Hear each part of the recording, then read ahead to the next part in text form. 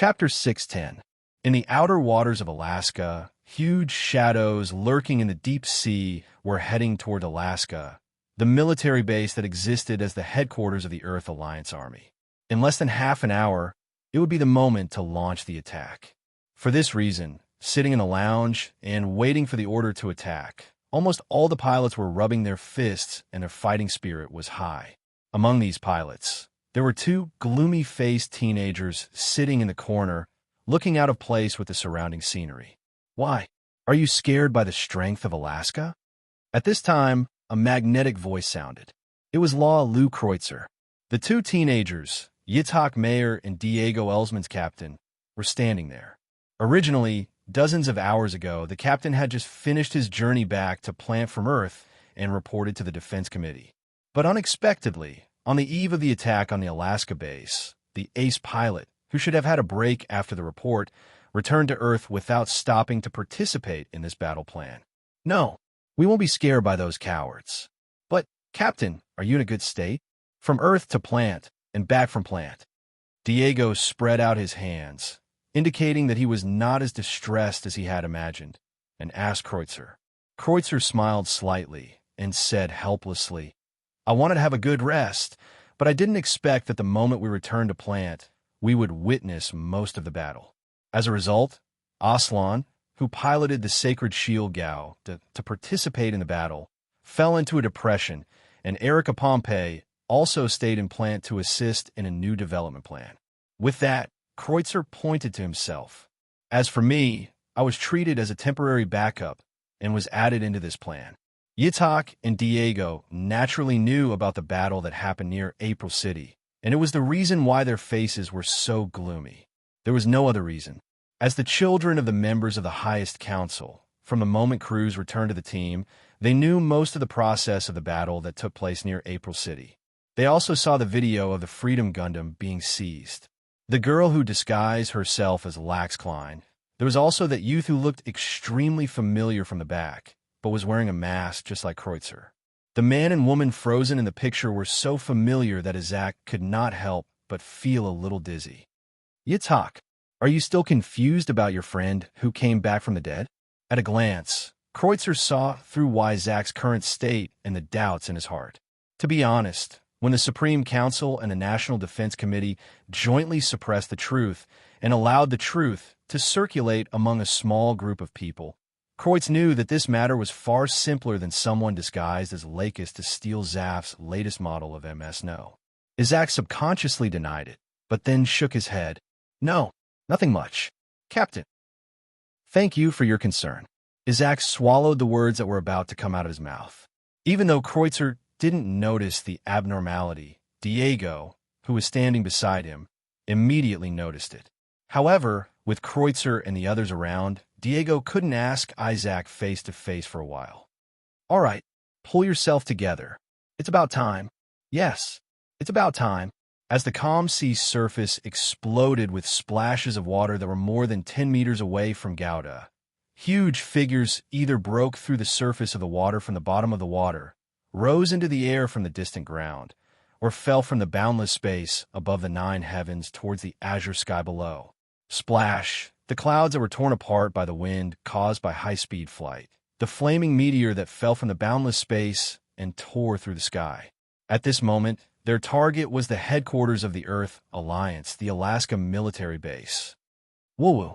The ear-piercing and mournful warning crazily impacted the hearing of the humans staying at the Alaska base, constantly shaking the brains of the Earth Alliance soldiers back and forth with the bad news that had happened at this moment. The enemy had attacked. No matter who it was, no one would have thought that Zaft would have the courage to attack the Yasraja military base. This was a military base that the Earth Alliance Army had painstakingly operated for decades as a headquarters. Anyone with a little common sense would know that there must be a terrifying number of elite troops stationed in this military base to resist foreign enemies. Contact the control center and ask what's going on. Also, do we need the Archangel to attack? As soon as she heard the alarm, Maureen, who immediately returned to her post, subconsciously looked at the empty seat where Bucky Lulu used to be and immediately gave the order. The result was as Maureen had expected. The battle had indeed happened. Zaft had really come to attack this military base that was used as the headquarters of the Earth Alliance. Captain, the control center issued an order. The Archangel is ready to attack at any time. Dalida, who was sitting in the correspondence position, quickly said the order he had received. He wrapped his headset with his hand to prevent the microphone from capturing his next words.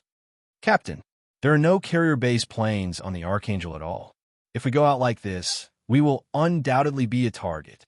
Maureen was clear about this point, but the Archangel had no choice but to attack. Whether it was as a soldier or as the latest warship of the Earth Alliance, they could not stay in the port and turn a blind eye to everything while their allies were fighting. Shaking her head vigorously, Maureen ordered loudly, Archangel, move forward at a slight speed. After leaving the port, move forward at full speed and cooperate with the Allies to attack the enemy. As the rumbling waterfall separated, the pure white warship slowly sailed into the hidden port and accelerated toward the battlefield that had been ignited in front of it. In the absence of carrier-based planes, the pure white Archangel that rushed into the battlefield immediately attracted the attention from around. Oh, Longlegs is actually hiding here. Then, that plane should also be here. In the sky above the battlefield, a silver-white MS was hovering above the battlefield, watching every corner of the battlefield. At this moment, the pilot of the silver-white MS was staring at the Archangel that rushed into the battlefield with an unstoppable momentum. After a while, there was a burst of laughter in the cockpit of the silver-white MS. Ha ha ha. So that's it. Perhaps this is the only way I won't sense you. Moo, it turns out that you're not on this ship. Moreover, the plane that attacked Gouda did not show any signs of appearing. Kreutzer sneered. With his outstanding wisdom, how could he not understand the meaning behind every move of the Archangel at this moment? Abandoned? How generous. Earth United. The new ship that was launched less than half a year ago was sold just like that. Hee. So what is hidden there? The silver-white MS, which was the air combat type MS Dean that Kreutzer was driving, was just about to detour from the flank of the battlefield and go to the heavily guarded Alaska base. Kreutzer's eyes suddenly seemed to be attracted by something. He raised his head abruptly and looked at the blue sky. What is there?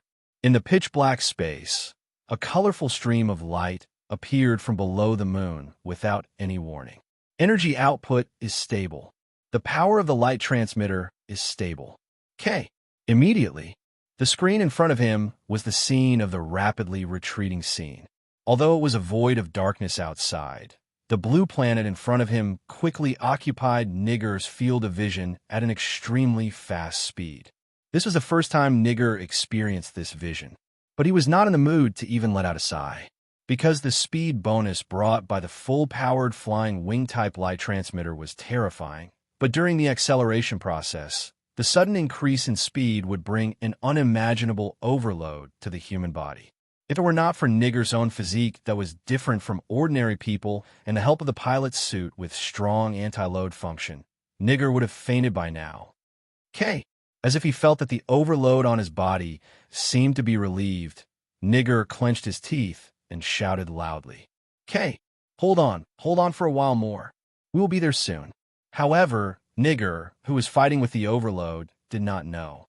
Compared to him who was tortured by the overload, Ray Minkai seemed to be fine. He tapped on the keyboard easily and monitored the operation of the energy conversion device. That kid seems to be unable to hold on. The White Cat State Zero glanced behind him, which was the direction of the Dark Assault. No, don't worry. These little things can be resisted by the physique of the adjuster. Even if the White Cat State Zero did not say it, Ray Minkai could see some clues from the communication. However, now the Free Gouda rushed to the sky above the Alaska base at the fastest speed. While thinking, a red light suddenly appeared on the screen. It was the atmosphere. Under the push of the flying wing-type light transmitter, the Free Gouda and the Dark Assault finally touched the edge of the Earth's atmosphere. Nigger, sit tight. Now we're going to break through the atmosphere. Ray Minkai's expression was serious, and the Free Gao Da's left hand moved with the movements of Rei Minkai's hands, blocking the shield on the arm in front of the Free Gao Da. Moreover, when the Free Gao Da raised the shield and prepared to resist the burning of the atmosphere, its posture also changed to a posture that minimized friction with the atmosphere as much as possible. As for the Dark Assault, it was now lying behind the Free Gao Da. It did not need to pay attention to the atmosphere where an accident happened, and the two airframes were burned into wreckage scattered all over the sky. The flames set off by the atmosphere that burned all the intruders were like a group of demons raging wildly on the shield raised by the Free Gao Da and the edge of the armor that could not be protected by the shield. Outside was the flames that swept everything. Inside was the violent impact caused by the impact of the atmosphere. Both Rei Minkai and Nigger were nervous at this moment, and their consciousness was highly concentrated. Breaking through the atmosphere alone? This sentence used to be one of the standards to measure the performance of the airframe. But what Rei Minkai did not expect was that he would personally pilot the Free Gao Da and break through the atmosphere alone. Ha ha ha! It was both shaking and trembling. The vibration sound coming from the inside of the cockpit made Nigger wonder if the Dark Assault Gao Da he was driving at the moment could complete the single breakthrough into the atmosphere. Amidst the more intense vibration, the screen in front of him suddenly became clear, from the picture occupied by the red flames to a clear picture with a vast, white sea of clouds. Nigger, we have successfully broken through the atmosphere. Focus your attention. It has already started in Alaska. Before he had time to be shocked by the beautiful scenery in front of him, Rei Minkai's reminder sounded. Nigger blinked his eyes hard and tried to focus his attention on the battle that was about to begin. Kai, Yitzhak, Diego also participated in this battle. You, Nigger. No one can 100% grasp everything that happens on the battlefield. If you want to make a choice, then you must have the courage to bear the consequences. Rei Minkai knew what Nigger meant, but Rei Minkai left the decision to Nigger himself. Niggal took a deep breath and replied, "Yes, sir." "Understood. Then let's begin." Rei Minkai nodded slightly, then raised his right hand and started to count. 3, 2, 1. The conversion device is deactivated. Bursts of smoke exploded continuously from the bodies of the Free Gao Da and the Dark Assault Gao Da. From the smoke, among the wreckage of the parts that fell towards the sea below, two huge figures with wings spread out appeared in the sky. The sound of gunfire never stopped from the moment the battle began. As the most conspicuous target on this battlefield, the Archangel had borne at least 50% of the enemy's firepower on this front since its appearance. The pristine white paint had long been beaten black by the attacks, and there were horrible scars on the surface. Dean, who had spread his steel wings, and Jean, who was stepping on the Jew unmanned transport aircraft and attacking the Archangel in groups. All of this was telling everyone on the Archangel. Their death was already in front of them. Maybe, the next moment, they would die under the muzzle of a certain Xeon's raised gun. The dark muzzle. The huge and bright single eye. That was the declaration of death at this moment. As the Grim Reaper's scythe fell towards the Archangel, a pair of steel wings descended from the sky, waving out a dazzling light, and the Jean, who was trying to bring death to everyone on the Archangel, was on the spot, cut in half.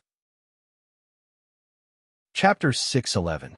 The alarm that symbolized the death bell was still ringing in their ears.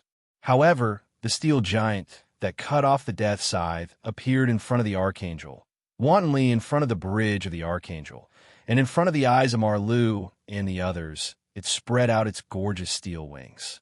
At this moment, the world seemed to have stopped. In everyone's eyes, there was only the Xeon that fell from the sky and cut a Xeon in half. It wasn't until the light from the Xeon's exploding fireball stung the eyes of everyone present that they realized there was a change in this battlefield. "Archangel, how have you been?" Rei Minkai's voice sounded from the shipboard communication channel that only the Archangel used, and, at the same time, it brought Marlu and the others back to reality. Kai Britannia?" Marlu exclaimed. Mirialia quickly confirmed that there was no mistake with the channel and pilot identification code. Captain, it's Kai. It's Kai Britannia. In an instant, there seemed to be a burst of gasps on the bridge. For them, Ray Minkai, who suddenly disappeared, was already a stranger to the Archangel. How could he appear on this battlefield at this moment? Archangel, cut the crap. Now, I'll cover your retreat. We can't stay in this place any longer. Before everyone could react, Raymond Kai's words shocked Marlu even more. No, wait. Kai. Warrant Officer Kai. Although I don't know why you appeared here in this mess, if you can. Marlu's words were halfway through when another voice that surprised Marlu and everyone on the bridge sounded. Captain, do as Knight says. This place, this base, the Alaska base, can't stay here anymore.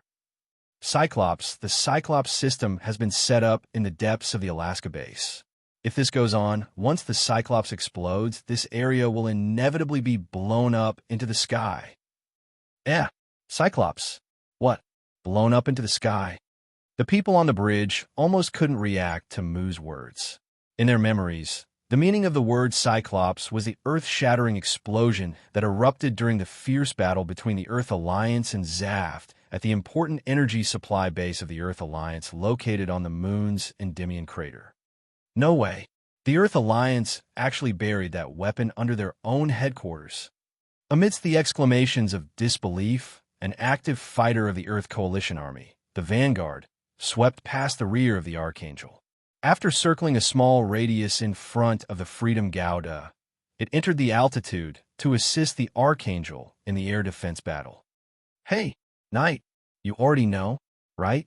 Otherwise, you wouldn't have made the Archangel leave this base as soon as you appeared. The appearance of Gauda also made Moo, who had rushed back in a Vanguard fighter jet after learning that there would be a big explosion under the Alaska base, let out a sigh of relief. I know a little. Ray Minkai did not admit that he already knew about the Cyclops. Moo didn't care about this. What he cared about was that the Archangel and the allies involved in this battle must not be blown up into the sky by the Cyclops. Is that so? Then, Knight, how about driving your new airframe and helping me? Ray Minkai smiled confidently. Of course. It's just that I have a friend. Friend? Amidst Moo's surprised voice, a pair of gorgeous but unusually dreamy light wings suddenly bloomed over the battlefield. As the wings of light flew, streaks of pitch black but dreamlike afterimages quickly occupied the sky. On the way, every time a dreamy and colorful afterimage appeared, it was a scene where a certain Xeon's hands and feet were broken, and even the propulsion backpack was directly blown up, thus losing its combat power and falling helplessly toward the sea below. That's the attack on Gauda. That's right. The dark figure that drew a gorgeous afterimage over the battlefield was not a monster, but a dark attack that carried the wing-type radiance bearer. And the moment the dark attack appeared, an identification signal that was almost identical to the one that carried out the attack on Gauda popped up in front of Mirialia's eyes. No, that's the dark attack. It's my friend, Archangel. Keep up. We only have 5 minutes left. What Margot, Mirialia, and the others didn't know was that the Gundam's cool-looking black assault Gundam only lasted for 5 minutes. Although the wing-type Radiance Bearer could still use the Dark Attack's own energy pack after its energy pack was exhausted, it didn't mean that Nigger could still rely on the remaining energy to dominate this battlefield, especially since he couldn't be as ruthless as Ray Minkai, who could kill with one blow. For him, although it was clear that he was hostile to the current Zaft and plant, he was still facing his compatriots. However, the current Nigger was far from reaching the level of Kira in the Investiture of Gods. Nigger, cover Archangel. Let me open the way. Freedom Gauda rose from the bridge of Archangel and accelerated to the Dark Attack side. Kai, Nigger pursed his lips and finally nodded silently. He knew that if he wanted Archangel to retreat, he had to open a path. In the face of the Xeons who regarded Archangel as their prey and pounced on them like wolves and tigers, Nigger, who couldn't kill them, was already somewhat restrained. Let me do it. Freedom Gauda's propulsion engine was fully activated. When the sky blue steel wings unfolded again, the two M100 whale plasma beam cannons hidden in the steel wings, the two M15 sailfish electromagnetic pulse cannons on his waist, and the Sirius beam rifle in his hand were fully deployed. Click! A special locking system popped up, and a lock cursor quickly locked onto the target. In the next second, Freedom Gao Da's signature move, the colorful cannon, was launched. Two beam cannons, two electromagnetic cannons, and one beam rifle fired at the same time. At this moment, the roar was like that of a giant beast. No, perhaps it was like the roar of a dragon tearing its enemy apart in the legends. It was sharp and fierce. Arm, head monitor, leg, weapon in hand, even the torso where the cockpit was located, as long as the Zeons and Dean were hit by the colorful cannon fired by Freedom Gao, none of them were lucky.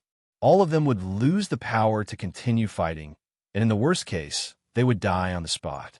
In the eyes of outsiders, Freedom Gao had already wiped out all the enemies in front of Archangel with just a few rounds of firing, which almost made ordinary people lose the courage to continue fighting.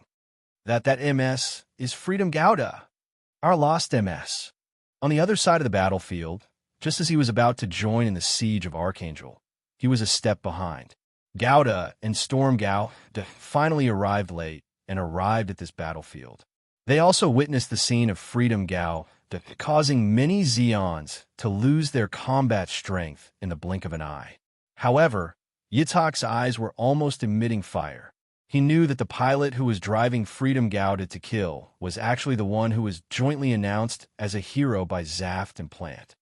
You actually shamelessly came here. Diego, kill that guy. He was unwilling to accept this. Angry, there was no way Zack would mistake the figure standing in front of the Freedom Gundam, because that figure was once the figure that Yitak wanted to catch up to and surpass. Ray Minkai, you shameless person, go to hell. The UAV under Dual Gao Da's feet exploded with its maximum speed and rushed towards Freedom Gao with Dual Gao Da. On the way, Dual Gao Da raised the beam rifle in his hand and fired at Freedom Gao Da, as if he wanted to vent all the anger in Yitak's heart towards Freedom Gao Da. Dual Gao Da. Yitak? I haven't seen you for so long, but you're still the same. Ray Minkai was already familiar with Yitak's attack. Ray Minkai only slightly passed through the direction of the nozzle of Freedom Gao Da's auxiliary propulsion engine and easily avoided Dual Gao Da's attack. The movements of the MS, which was so light that it did not seem like the movements of 71. 5-ton heavy MS, made Wyzak deeply believe that he knew the identity of a Freedom Gundam pilot. As expected, it's really you. If you want to die, then die cleanly. Why did you run back? Wong. Freedom Gao Da raised the muzzle, and the beam rifle in Dual Gao Da's hand was instantly hit. Boom! In the midst of the explosion, Freedom Gao Da's head suddenly appeared on the screen in front of Yitak's eyes. Sorry, the journey to the underworld is too lonely. I want to find a few people to go to hell with me. When Ray Minkai's voice reached Yitak's ears, a violent impact immediately followed and sent Yitak into a daze. The reason for the impact was actually Freedom Gao that took advantage of the moment when Dual Gao Da's beam rifle exploded to accelerate forward and landed a heavy punch on the cockpit. If that punch had been replaced by a beam saber, the Dual Gundam would probably have become a dead mech with its cockpit pierced through. You dare humiliate me, Ray Minkai. Yitak was furious. As far as he was concerned, that strike should have been the one that killed him. He didn't need Freedom Gao Da, no. He didn't need Ray Minkai to show mercy. From the moment Kreutzer brought the news of Freedom Gao Da's capture and the photo in front of him, he felt that he, who was determined to avenge the dead Ray Minkai, was simply as laughable as a clown. In his anger, Yitak ignored the warning words that popped up on the screen and turned off the warning system. Then he unleashed his full strength and drove Dual Gao Da to attack Freedom Gao Da again. Hey, Yitak, don't be impulsive. If that guy is Ray Minkai, you're not his opponent at all. Not far away, Diego, who was trying to cooperate with the Dual Gundam's attack rhythm, had yet to drive the Storm Gundam forward when he was stopped by a pitch-black airframe with a pair of gorgeous flowing light wings. "Long time no see. Diego, I won't let you go." At this moment, Diego seemed to experience Yitzhak's mood. Again, another person who had come back from the dead appeared in front of him. Nigger Amify was still alive. Instead, he was piloting a pitch-black airframe with colorful wings. Nigger drove the pitch-black assault Gao to stop Storm Gao Da's behavior did not attract Ray Minkai's attention. Right now, most of his attention was on the Gundam duel. The speed of the Guru UAV had already reached the limit, but the dual Gao Da's beam sword, which was swung at Guru's maximum speed, was still unable to hit Freedom Gao Da. A little progress. Is this the result of following Captain Kreutzer? Yitzhak Mayer. Ray Minkai's relaxed and playful voice pushed Yitzhak's anger to the limit again and again, and even pushed him into an irreversible abyss. Strangely, under extreme anger, Yitzhak, who had been clamoring, gradually became silent. And as Yitzhak gradually stopped shouting and cursing, Dual Gao Da's attacks became fierce. Is he going to explode? The sudden pressure made Ray Minkai's gaze slightly cold. From the moment he met Yitzhak in the military academy, Ray Minkai had figured out Yitzhak's strength. Now, this performance did not seem to be the upper limit that Yitzhak himself should have. Freedom Gao Da raised his left hand and used a shield to resist the beam sword in Dual Gao Da's hand. At the moment, he raised his right leg and kicked. In the end, Freedom Gao did not kick Dual Gao Da. Instead, it collided fiercely with the Gundam's raised left leg at some point in time. A trace of surprise suddenly rose in Ray Minkai's heart, but it did not affect Freedom Gao Da's next move. Freedom Gao Da's right leg took advantage of the momentum to retreat, and while Dual Gao Da's left leg could not be retracted, he suddenly exerted force and kicked again. Boom! Once again. Ray Minkai's mech kicked Dual Gao Da's body again. The huge impact threw Dual Gao Da off the GWU drone on the spot. "Don't underestimate me, you bastard." The huge impact did not make Yitzhak faint on the spot. Instead, it pulled him back from his extreme anger. Boom! Dual Gao Da's propulsion engine suddenly exploded, trying to use its own extreme thrust to bring Dual Gao Da to Freedom Gao Da again. However, before Dual Gao Da could pull up a little, the screen in front of him lit up with the light of the five-colored cannon again. Amidst the light of many gene explosions, Ray Minkai's voice echoed in Yitzhak's ears for a long time. Inform Zaft, both sides of the Earth Alliance, I am Ray Minkai. I am now covering the Archangel's withdrawal from the battlefield. Those who want to be blown up into the sky by the Cyclops, feel free to come. I don't mind sending you to hell in advance. In the next second, another voice followed. Inform the Zaft army. I am Nigger Amify. I am the son of Plant's highest council member, Yuri Amify. Now the Earth Alliance has placed the Cyclops deep underground in the Alaska base and will explode in less than 10 minutes. If you don't want to die, evacuate this battlefield immediately. Chapter 612. Ray Minkai, Amify, a name and a surname, suddenly made the battlefield quiet down. Perhaps for the Earth Alliance, these two names were not a big deal. But for Plant, especially the soldiers of Zaft, the name Ray Minkai had been used as a morale booster by Zaft's propaganda department since the Silver Wind incident. The last compatriot of Eunice 7. The compatriot who sacrificed himself heroically to save Lakis Clay. With the double blessing of Bloody Valentine's Day and the Silver Wind incident, Zaft and Plant spared no effort in propaganda, undoubtedly pushing Ray Minkai to the throne of a tragic hero. And the surname Amify was related to the various heavy equipment currently used by Zaft. Especially when Zaft joined forces with Earth, Amify's shadow was behind many MS, such as Zon, who established an advantage. How could this be? Inside a Zafta-Bosgrove-class submersible carrier lurking outside the battlefield, the captain of the carrier, who was also the frontline commander of this battle, looked at the images from the front line in disbelief. The images were of two airframes that spread out their steel wings, or those airframes that spread out their gorgeous wings of light. Oh, I didn't expect that the traitor who seized our Zaft would be kind enough to warn us. Earlier, Kreutzer, who discovered the conspiracy of the Cyclops system and the Earth Alliance hidden in this base, returned to the submarine carrier and also saw and heard the warning issued by Ray Minkai and Nigger. However, Kreutzer didn't think about the authenticity of the warning like other commanders.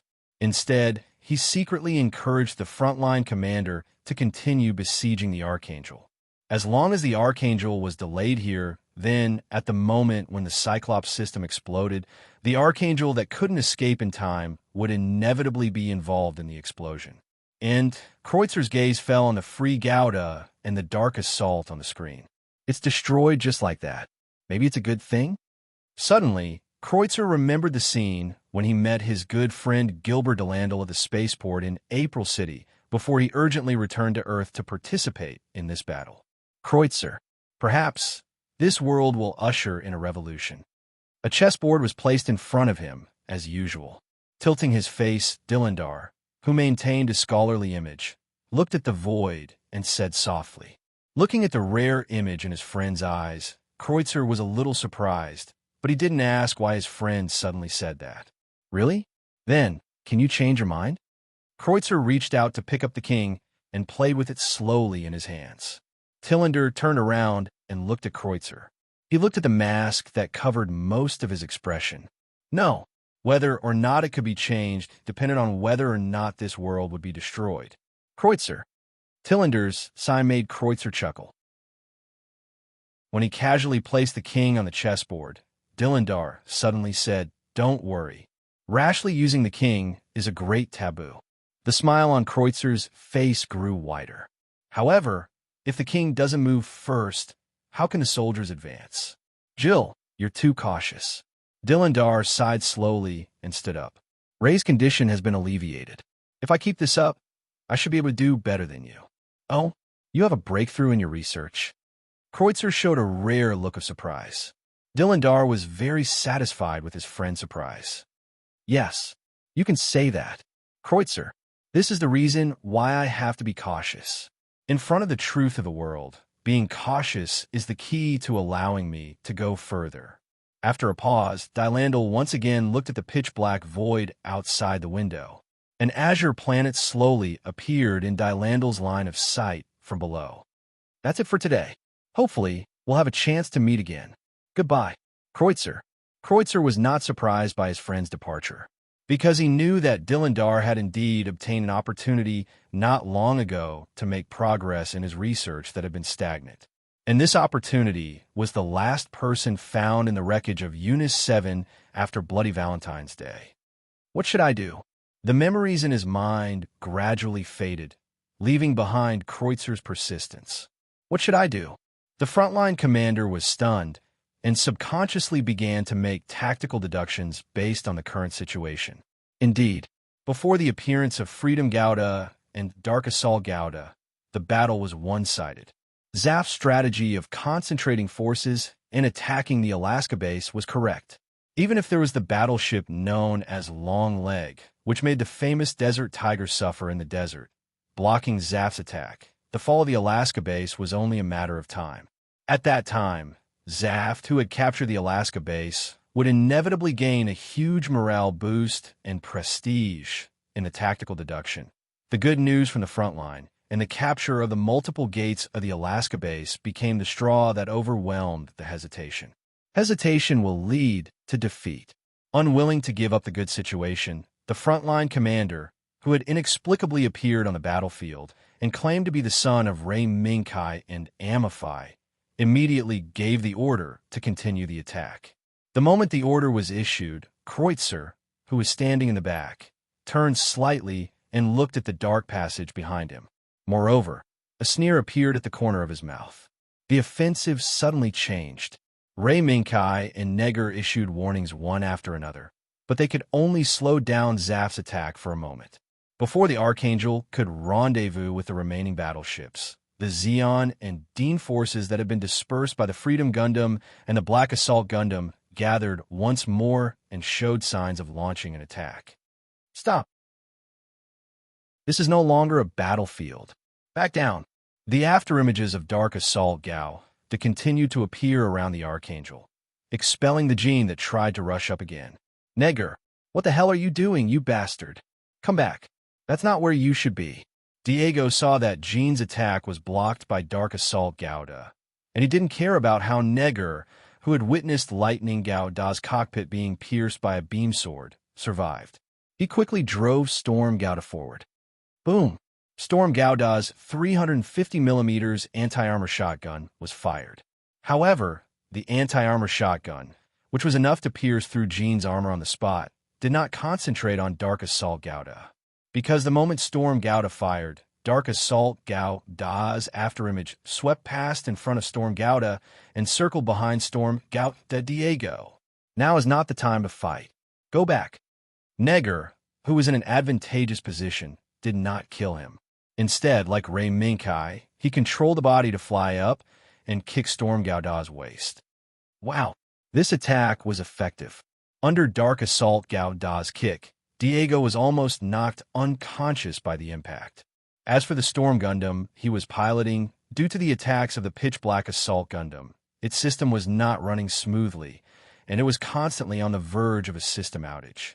The flickering screen. The lights in the cockpit were red. There was also a trace of blood left from the top of his head and Diego, who was in a blurry state of consciousness. It was the scene of Storm Gauda silently falling towards the sea below. TSK. This idiot. Nigger let out a rare shout. Just as he was about to drive the Storm Gundam to stop it, a purple-painted Dean suddenly swept past from the side and caught the Storm Gundam. The Dean then quickly flew into the distance. Looking at Dean, Neger couldn't help but breathe a sigh of relief. But Isaac wasn't so lucky. Even though he had used all his strength, he was still unable to touch Freedom Gauda, and he couldn't even stop Freedom Gao's movements.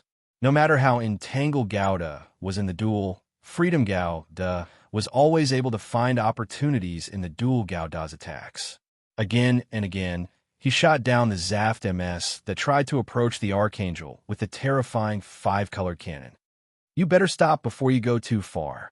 Isaac, duel Gauda, again and again, made Ray Minkai a little angry. If it weren't for his experience in the military academy, Ray Minkai would have killed him long ago. Otherwise, how could Isaac stop Freedom Gauda from covering the Archangel like this? Enough is enough. This word should be returned to you. Ray Minkai, you traitor. Even if the Guru drone was destroyed by Freedom Gauda, Dual Gauda still relied on its own propulsion engine to catch up, even if it couldn't catch up for long. Traitor? Isaac, open your eyes and look around you. Time was running out, and Ray Minkai was not in the mood to continue to entangle with Isaac. So, under the control of Ray Minkai, Freedom Gauda once again used the same trick. However, as soon as he revealed a slight flaw, Isaac stepped on him. The beam sword in Dual Gauda's hand slashed horizontally, drawing an arc in the air, and went straight for Freedom Gauda's waist. At the same time, when Freedom Gauda waved the beam sword in his hand to resist Dual Gauda's attack, the 115mm electromagnetic cannon on Dual Gauda's right shoulder took the opportunity to open and fired at Freedom Gauda's head. This was one of Isaac's combo routines. In the past, under this routine, even if the enemy blocked the beam sword at the waist, they would not be able to react in time to the 115mm electromagnetic cannon on Dual Gauda's right shoulder. However, no matter how good Isaac's calculations were, he did not expect that this was a flaw that Ray Minkai deliberately exposed. Freedom Gauda was not the enemy that Dual Gauda destroyed in the past. The two MMI M15 electromagnetic cannons on Freedom Gauda's waist opened up in the blink of an eye and fired at Dual Gauda's waist. In the blink of an eye, the shell from the MMI M15 electromagnetic cannon hit Dual Gauda's waist. Even though the PS armor the dueling Gundam was equipped with was enough to prevent it from being damaged by the electromagnetic pulse cannon for a while, the impact of the cannonball was real. The strong impact not only made Dual Gauda's movement stagnate, but it also caused the 115 millimeters electromagnetic cannon on his right shoulder to deviate from its original firing axis. This caused the shell that was supposed to hit Freedom Gao Da's head monitor to fly past the left side of Freedom Gao Da's head. Two streaks of light followed closely behind, cutting off the left and right arms of the dueling Gundam, one above and one below. After that, the two rays of light that cut off Dual Gao Da's left and right arms did not stop. Instead, they changed their trajectories and swept past Dual Gao Da's neck and lower waist. Dual Gao Da's head monitor and lower limbs followed in the footsteps of his arms. From afar, Freedom Gao Da, who was waving the two beam swords, seemed to be using the beam swords as pens and Dual Gao Da as paper to write a word in the air.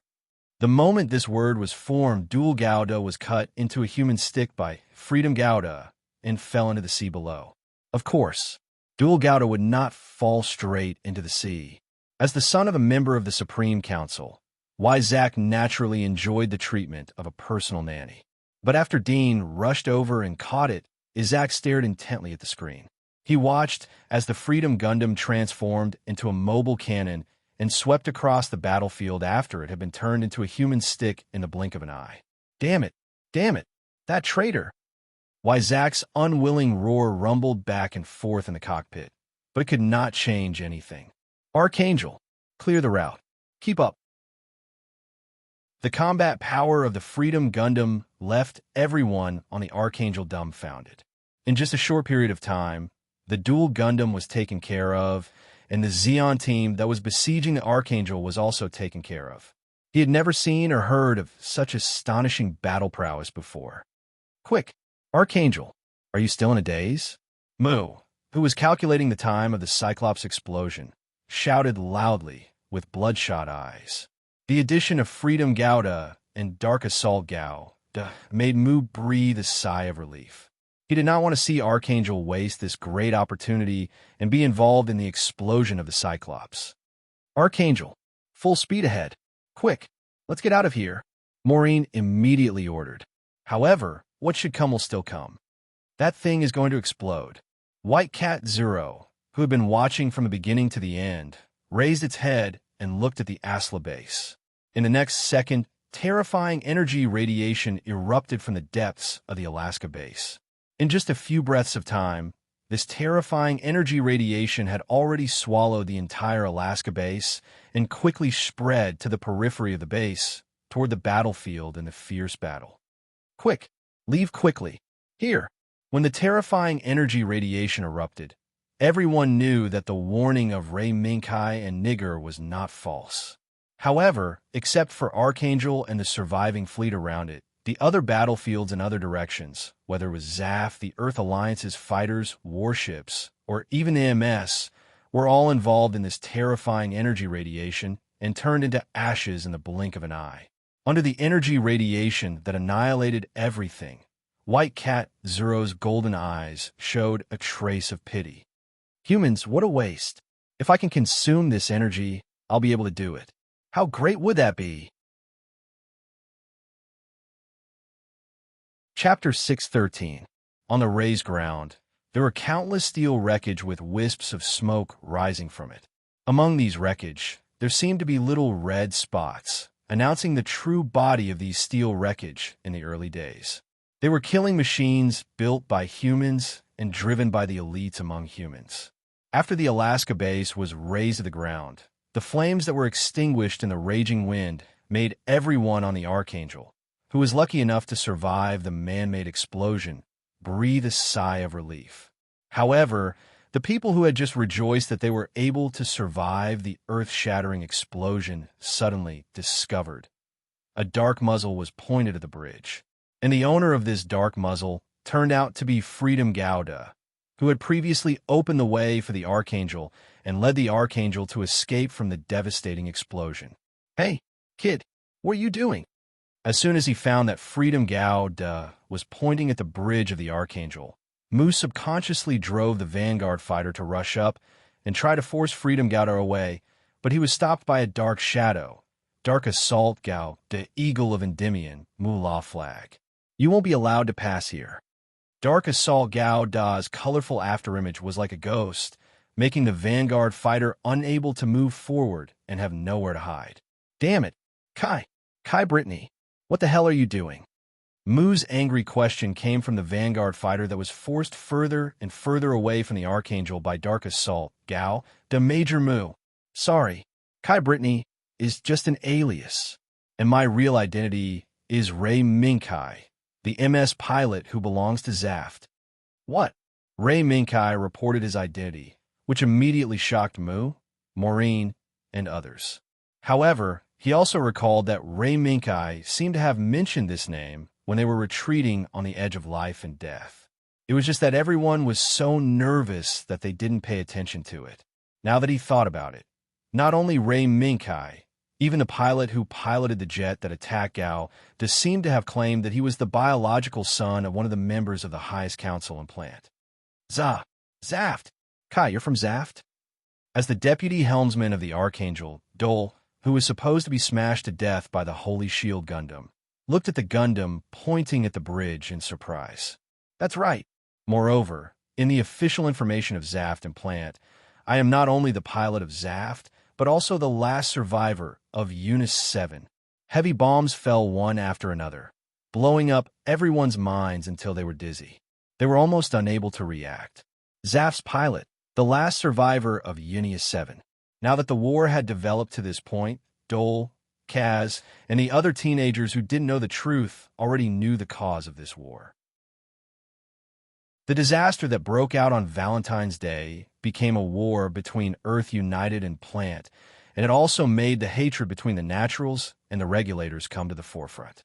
With so many identities, even if Ray Minkai sank Archangel, which represented the latest achievement of Earth United, on the spot, no one would be surprised. God. A layer of cold sweat appeared on Maureen's forehead, and she subconsciously tried to speak. However, before she could finish her sentence, the black muzzle pointed at Archangel's bridge moved away. If I was still the pilot of Zaft, you would have died long ago. Even if we were people who had fought together before, you believe each other too easily. As the black muzzle moved away, and Ray Minkai's mocking voice sounded, everyone who had experienced life and death again couldn't help but breathe a sigh of relief. The excitement of walking on the edge of life and death was too exciting. You bastard.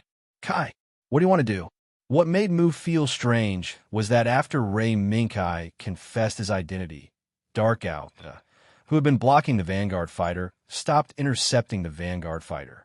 After the Vanguard fighter turned around in a small radius, it was able to return to Archangel. Mu, who was puzzled, didn't know that in Dark Auda's cockpit, Nigger was also relieved, because the picture in front of Nigger that represented the remaining energy of the wing-type radiance bearer had turned into a red background and a large white 0% pattern. Looks like it's time. After going through a battle and escaping from the explosion of the Cyclops, not only did they deplete the energy pack of the wing-type radiance bearer, but they also forced Nigger to split a part of the energy pack of Dark Owl to ensure the operation of the wing-type radiance bearer. If they continued to be entangled with the Vanguard fighter, Dark Owl would probably become a human-shaped scrap iron without energy. It's just that I want everyone to remember this. Don't think that people who are fighting in the same trench can be trusted partners. Ray Minkai chuckled, and Freedom Gao left the bridge of Archangel and flew to the wasteland that was blown into ruins not far away. As for the remnants of Zaft who were wandering nearby and never dared to come forward, Ray Minkai didn't care much about them. After all, that man was also there. He didn't allow the remnants of Zaft to be destroyed here.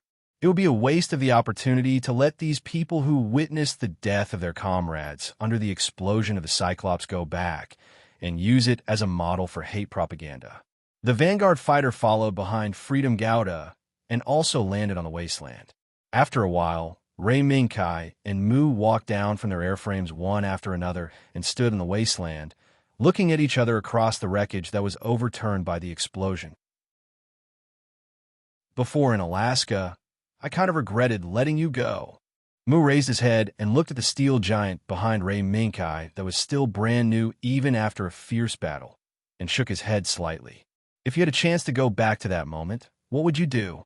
Lei Mingkai casually tucked the helmet under his armpit and strode forward.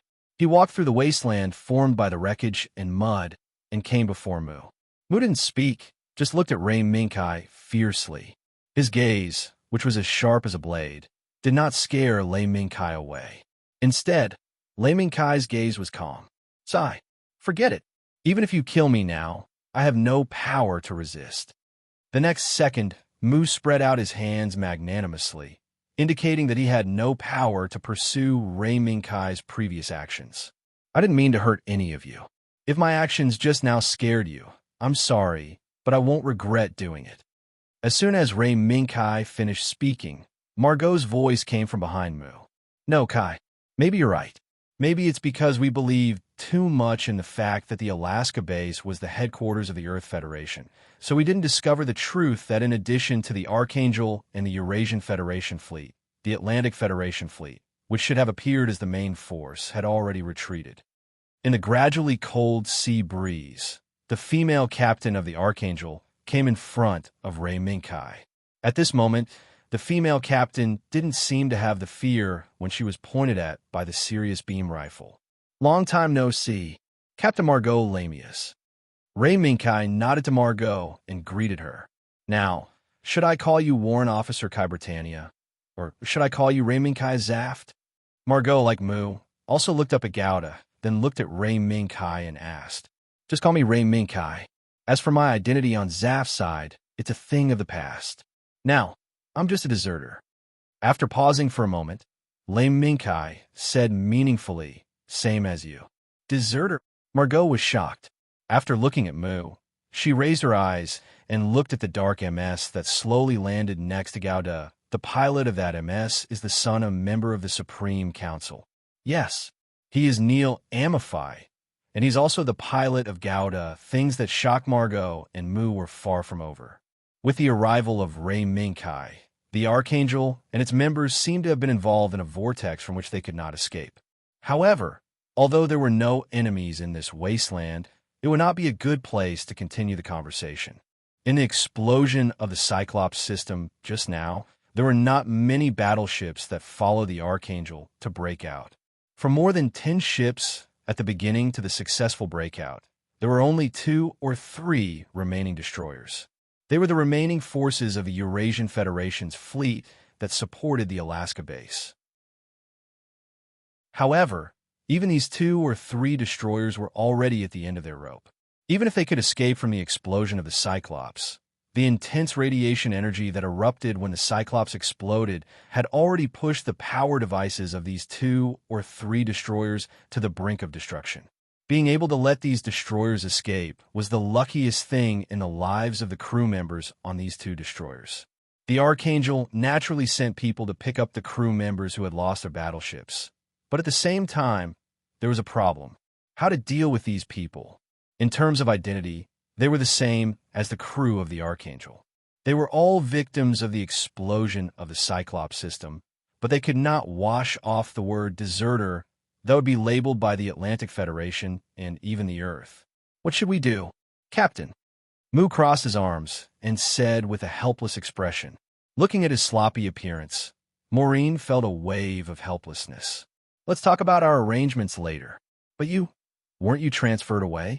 Why did you come back? Mu spread out his hands and shrugged his shoulders. Compared to the outside, I still like the Archangel. In this regard, Margot just shook her head. Forget it. Let's talk about you later, Major Mu. Lei Mingkai, the reason why you suddenly appeared here shouldn't be just to be kind enough to rescue us from the Archangel, right? In the captain's room, Margot sat behind the desk, Mu leaned against the door, and Lei Mingkai and Nickel sat on the stools opposite the desk. What made Margot more a loss was not the identity of Lei Mingkai and Nickel, but the white cat that appeared out of nowhere and was lying on Lei Mingkai's shoulder. Every time she met the eyes of the white cat, Margot felt that she was not looking at a cute white cat, but a savage beast. In the face of Margot's question, Lei Mingkai did not choose to answer. Instead, he led the topic to another issue. Now, what about the Archangel? Back to Panama? Or to the Eurasian Federation? The man in the captain's room not only chose to ignore her question, but also tried to lead the topic to another direction. This made Margot a little angry. But Kai's question was something she could not ignore. Frankly, I don't know. If my guess is correct, Archangel and the fleet of the Eurasian Federation left in Alaska are abandoned pawns. Then if Archangel, as an abandoned pawn, can survive the explosion of the Cyclops and return to Panama, I'm afraid our fate will not be good. After a pause, Margot sighed, and a trace of sadness appeared on her face. At that time, maybe we'll be lucky to stand in the military court. Then let's go to Aubrey. Kai made a choice that Margot, Moo, and even the crew of the Archangel had never thought of. The Archangel of this world had changed the trajectory of fate. For the current Archangel, Aubrey, which had never been there and had never been in direct contact with it, was undoubtedly a strange country. Especially after its leader declared the idea of absolute neutrality, it was still unknown whether the Archangel, as a deserter of the Earth Union, would be accepted by it. Captain, if you're worried about whether Aubrey will accept you, you can rest assured. Kai immediately saw through Margot's concerns. Kai, you mean Aubrey will accept us? Moo was a little surprised. Kai smiled mysteriously. Although Aubrey upholds the idea of neutrality, Aubrey is not a country that is united from top to bottom. There's still people I know around that line. Then, Kai looked at Margot and made a formal invitation. Regardless of what you think, Captain, the current Archangel needs a place to temporarily repair. And Aubrey happens to be the country that can provide this place for the Archangel. In addition, there is one person in Aubrey who wants to talk to you. Want to talk to me? Margot frowned and seemed a little confused. Yes, that is also someone you know. This invitation was something Margot could not refuse. The Archangel needed a rest. The crew, who were abandoned by the Atlantic Union, needed a place to rest, or even leave the Archangel and return to the life of ordinary people. Therefore, Maureen and Moo looked at each other and exchanged opinions. Then, they nodded silently. I hope what you said is not a lie. Chapter 614. Loud footsteps echoed throughout the corridor. Along with the sound of footsteps, there was also a flustered and doting voice of a middle-aged woman. Miss Carly. Miss Carly. Master's receiving a guest now. We can't just let you barge in like that. If you do that, you'll damage the reputation of the Ashar family. Mana. This middle-aged woman who had accompanied Carly since she was a child, not a mother, but a mother in some sense, was chasing after Carly's footsteps.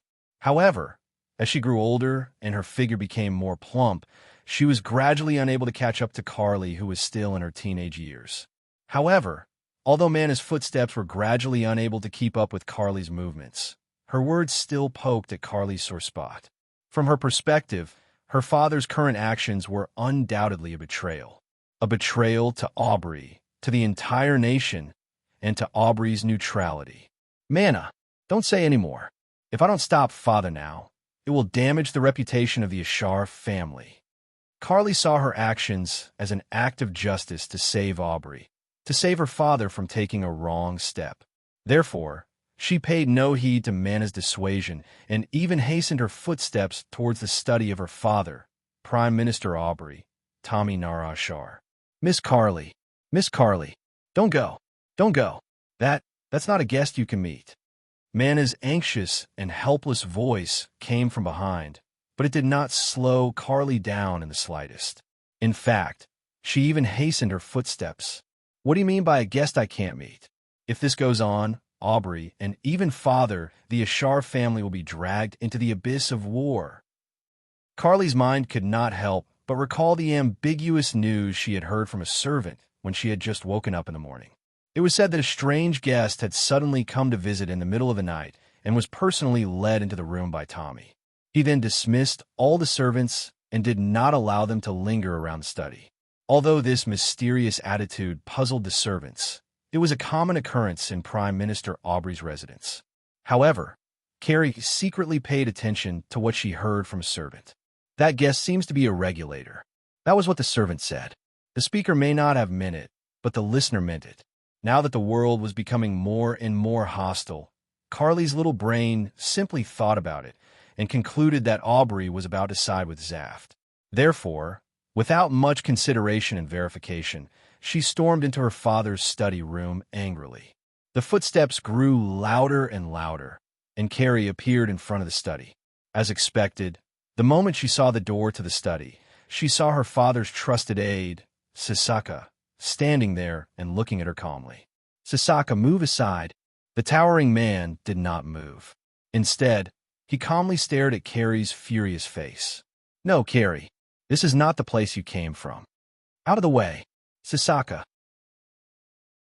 "Do you want Aubrey destroyed?" Sasaka's eyes seemed to contain some hidden meaning, but Carrie, who believed that Mimi was about to lead Aubrey into the abyss, did not notice the glint in Sasaka's eyes. "No, Carly, Lord Mimi has no such intentions.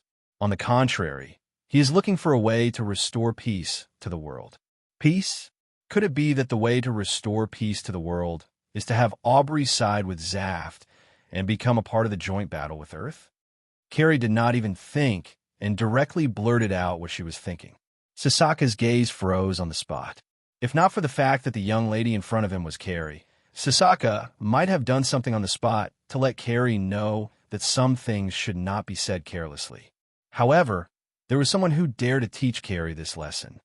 Creak! The door behind Sasaka slowly opened.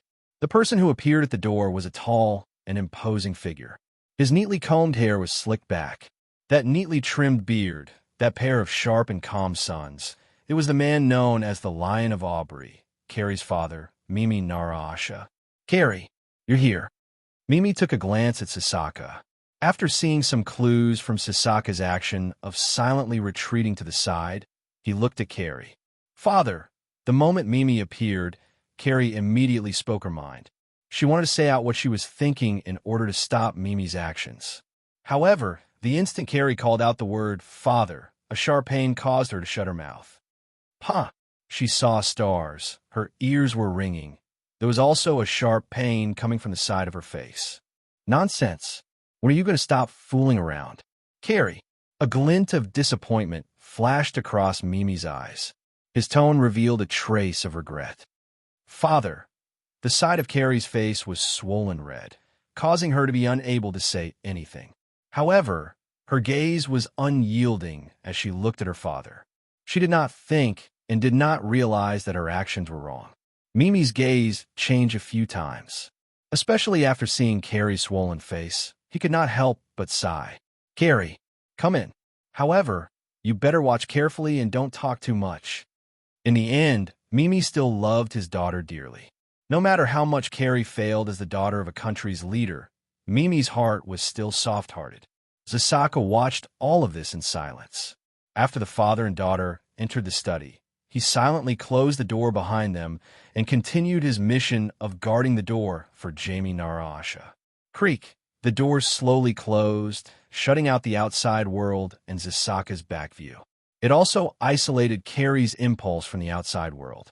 This was because the girl following behind, Mimi, saw a face that caused her to feel shocked.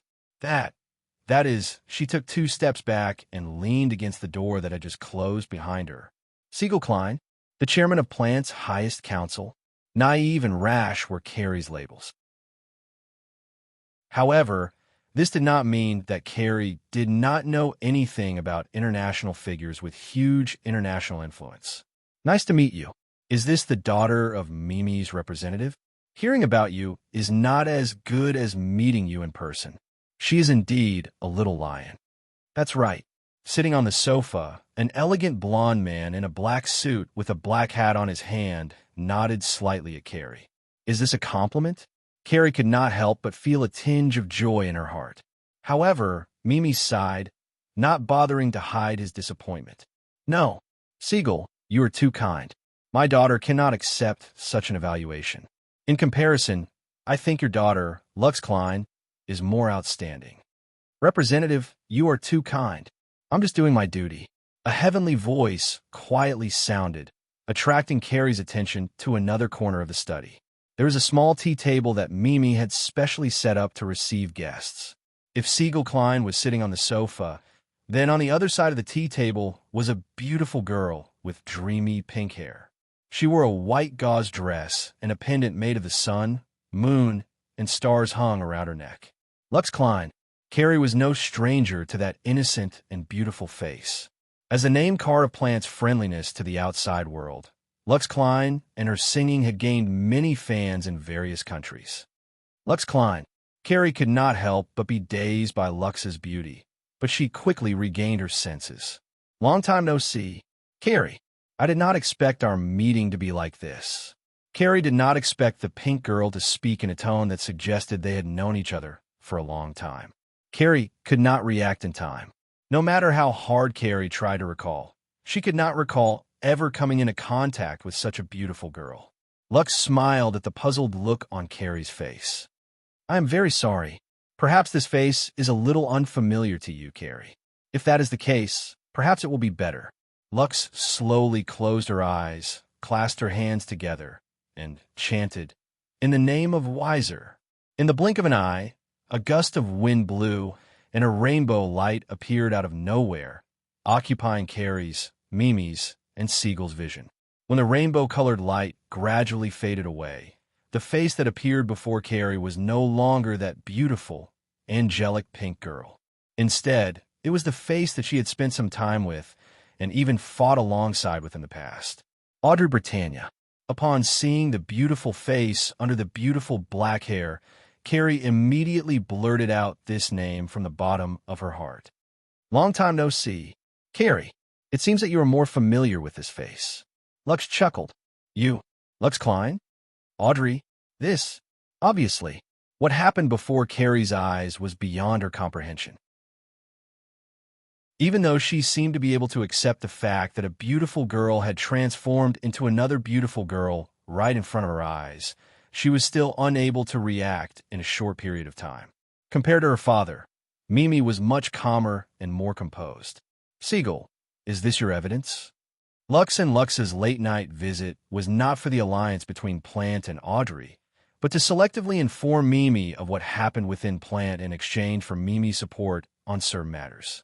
Although the name Siegel Klein and the shock of her identity was enough to make Mimi show a trace of trust. However, the cautious lion Audrey did not completely believe Siegel Klein's one-sided story. Only when Lux personally appeared before the father and daughter and caused such a huge transformation did Mimi realize that her daughter seemed to have met the mysterious man and woman in the desert as Zasaka had reported. One of the children of the mysterious man and woman was Lux Klein, who had used an unknown technique to disguise herself as another person. From this, it could be seen that the man who accompanied and protected Lux, Kai Britannia, was another person, another young man who should have died. Kai Britannia, Kai? Hee. I see. Haha. Mimi immediately understood all the key points. The young man who should have died accompanied the girl who should have been lying in the hospital of Plant's capital, April City, to appear on Earth and met Carrie in the desert. At the same time, Lux Klein, who had the same face and was declared to be recovering from serious injuries by Plant, began to appear frequently. Even if the story was told, the world would not be able to understand it. After understanding the situation, Kimmy no longer looked at Lux Klein with the gaze of a senior looking at a junior. Instead, she looked at Lux Klein with the gaze of someone who viewed her as an equal. Siegel, I'm really envious of you for being able to raise such an outstanding daughter. Mimi's exclamation sounded again, which made Carrie subconsciously refute. This was a normal reaction, but before Carrie could express her dissatisfaction, a knock sounded. Someone knocked on the door. Representative Mimi. Umlun Mina Sahak. Upon hearing this name, Mimi's gaze changed. She raised her hand to stop Carrie from speaking and looked at the door. Come in. There's a guest here. The door opened again. The person who appeared before everyone was the current head of the Sahak family, Lund Mina Sahak. The moment she stepped into the room, she nodded at Lux. Long time no see, Miss Audrey. Long time no see, Miss Mina. Lux also responded, but the greeting between the two caused Mimi's gaze to change. Sahak, I'm very sorry. I wasn't able to attend your inauguration ceremony. Mimi said apologetically. No, Representative Mimi, you're welcome. The Sahak family has always been Audrey's shadow. That's enough. Other than exchanging greetings with Lux, Lun Mina Sahak was very cold at the rest of time. Although it did not make people feel like they were being rejected by 1,000 miles, it was enough to maintain a sufficient distance. This is the information on my foolish brother, Lun Mina Sahak. The cold woman casually placed the information in her hand on the table and expressionlessly stated a shocking fact.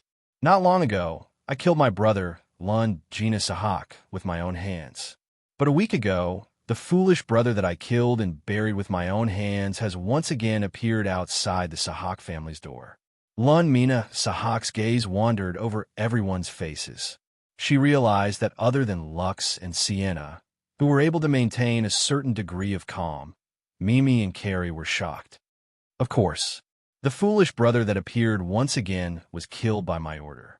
Then, 3 days ago, the foolish brother that died once again appeared outside the Sahak family's island where the Dawn Society is located. Wait, Sahak, what do you mean? Mimi slammed the table, stopping Lund Mina Sahak's next words. What do I mean? Lund Mina Sahak chuckled. Her eyes met with Lakis once more, and a cold smile appeared on her face.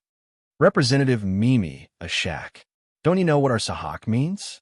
In today's world, there is a dark organization that can use cloning technology to replace important political figures in various countries and control the entire world. After a pause, Lund Mina Sahak continued. I believe that Chairman Sienna and Miss Lakis are well aware of this. Isn't that right? Chapter 6:15. The sea and the sky were the same color, and a white bright spot quietly appeared on the horizon in the distance. As this white bright spot gradually became clear, an escort fleet led by the Aub frigate, Dark Imperial Feather, and consisting of a frigate and 2 Saint-class battleships also appeared. In the sky above the white light spot, there were also Aub's active carrier-based heli fighters circling back and forth in this airspace, guarding against any possible abnormalities. However, this escort fleet was more concerned about whether the new warship they were escorting, sailing to the island where the Dawn Industrial Society was located, which was also the main island of Aub's capital, Silt Energy Island, would give up all resistance as previously announced in order to be able to smoothly enter Aub's refuge. This was a reasonable concern.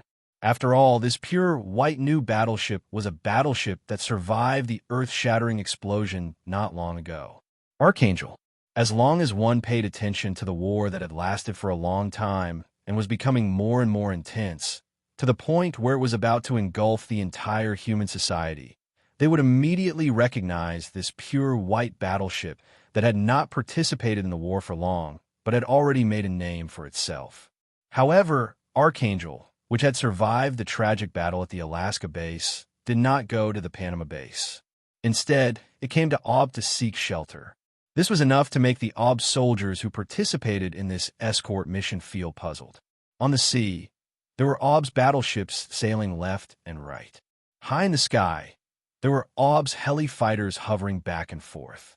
On the deck of the Archangel, on the left and right of the bridge, there were white seabirds that inhabited Aub's Silt Energy Island. They seemed to regard the Archangel, which was sailing at a low speed to the industrial dock of the Dawn Industrial Society, as a moving boulder. Among the seabirds that flapped their wings, there were a few bold seabirds that landed from the sea breeze and landed on the deck of the Archangel. They tilted their heads and looked at the faces hiding behind the bridge portholes. Aub, we're back. From the collapse of the colonial satellite Heliopolis to the present, the Aub boys and girls who were forced to follow the Archangel all the way to the Alaska base leaned against the porthole and looked at the island in the distance that became clearer and clearer. This was the home of the boys and girls. Aub. The appearance of the island also allowed Margaret to heave a sigh of relief. She didn't know if she was right or wrong to accept Ray Minkai's suggestion, but judging from the current situation, the consequences of Archangel going to the Panama base were lighter than Archangel entering Aub without permission. Are you worried that Aubrey will harm Archangel? Ray Kai's voice came from behind. Perhaps. But it's better than being pointed at by your own people. Margaret shrugged her shoulders. Really? I heard from Major Moo that before we boarded the Archangel was hijacked by our ally, the Eurasian Federation. It's with Artemis. Lei Minkai understood the meaning behind Maureen's words, but he used Mullah's appearance as an excuse. Yes, that was a terrible experience. Malu sighed and changed the topic. Ray Minkai, now you should be able to tell us something, right? Could it be that your friend in Abu is that lord? The person Margaret mentioned should be the Lion of Ob, I mean Nara Asha. But Ray Minkai shook his head. No, Captain, your guess is not correct. Although my friend in Ob is not the man known as the Lion of Ob, he is from the Sahak family, one of the 5 major clans that form the United Ob Emirate. Lei Minkai paused for a moment before a smile appeared on his face. If I'm not wrong, she should be the head of the Sahak family now. Sahak family? Margaret was taken aback and finally remembered the 5 major clans behind Ob's full name.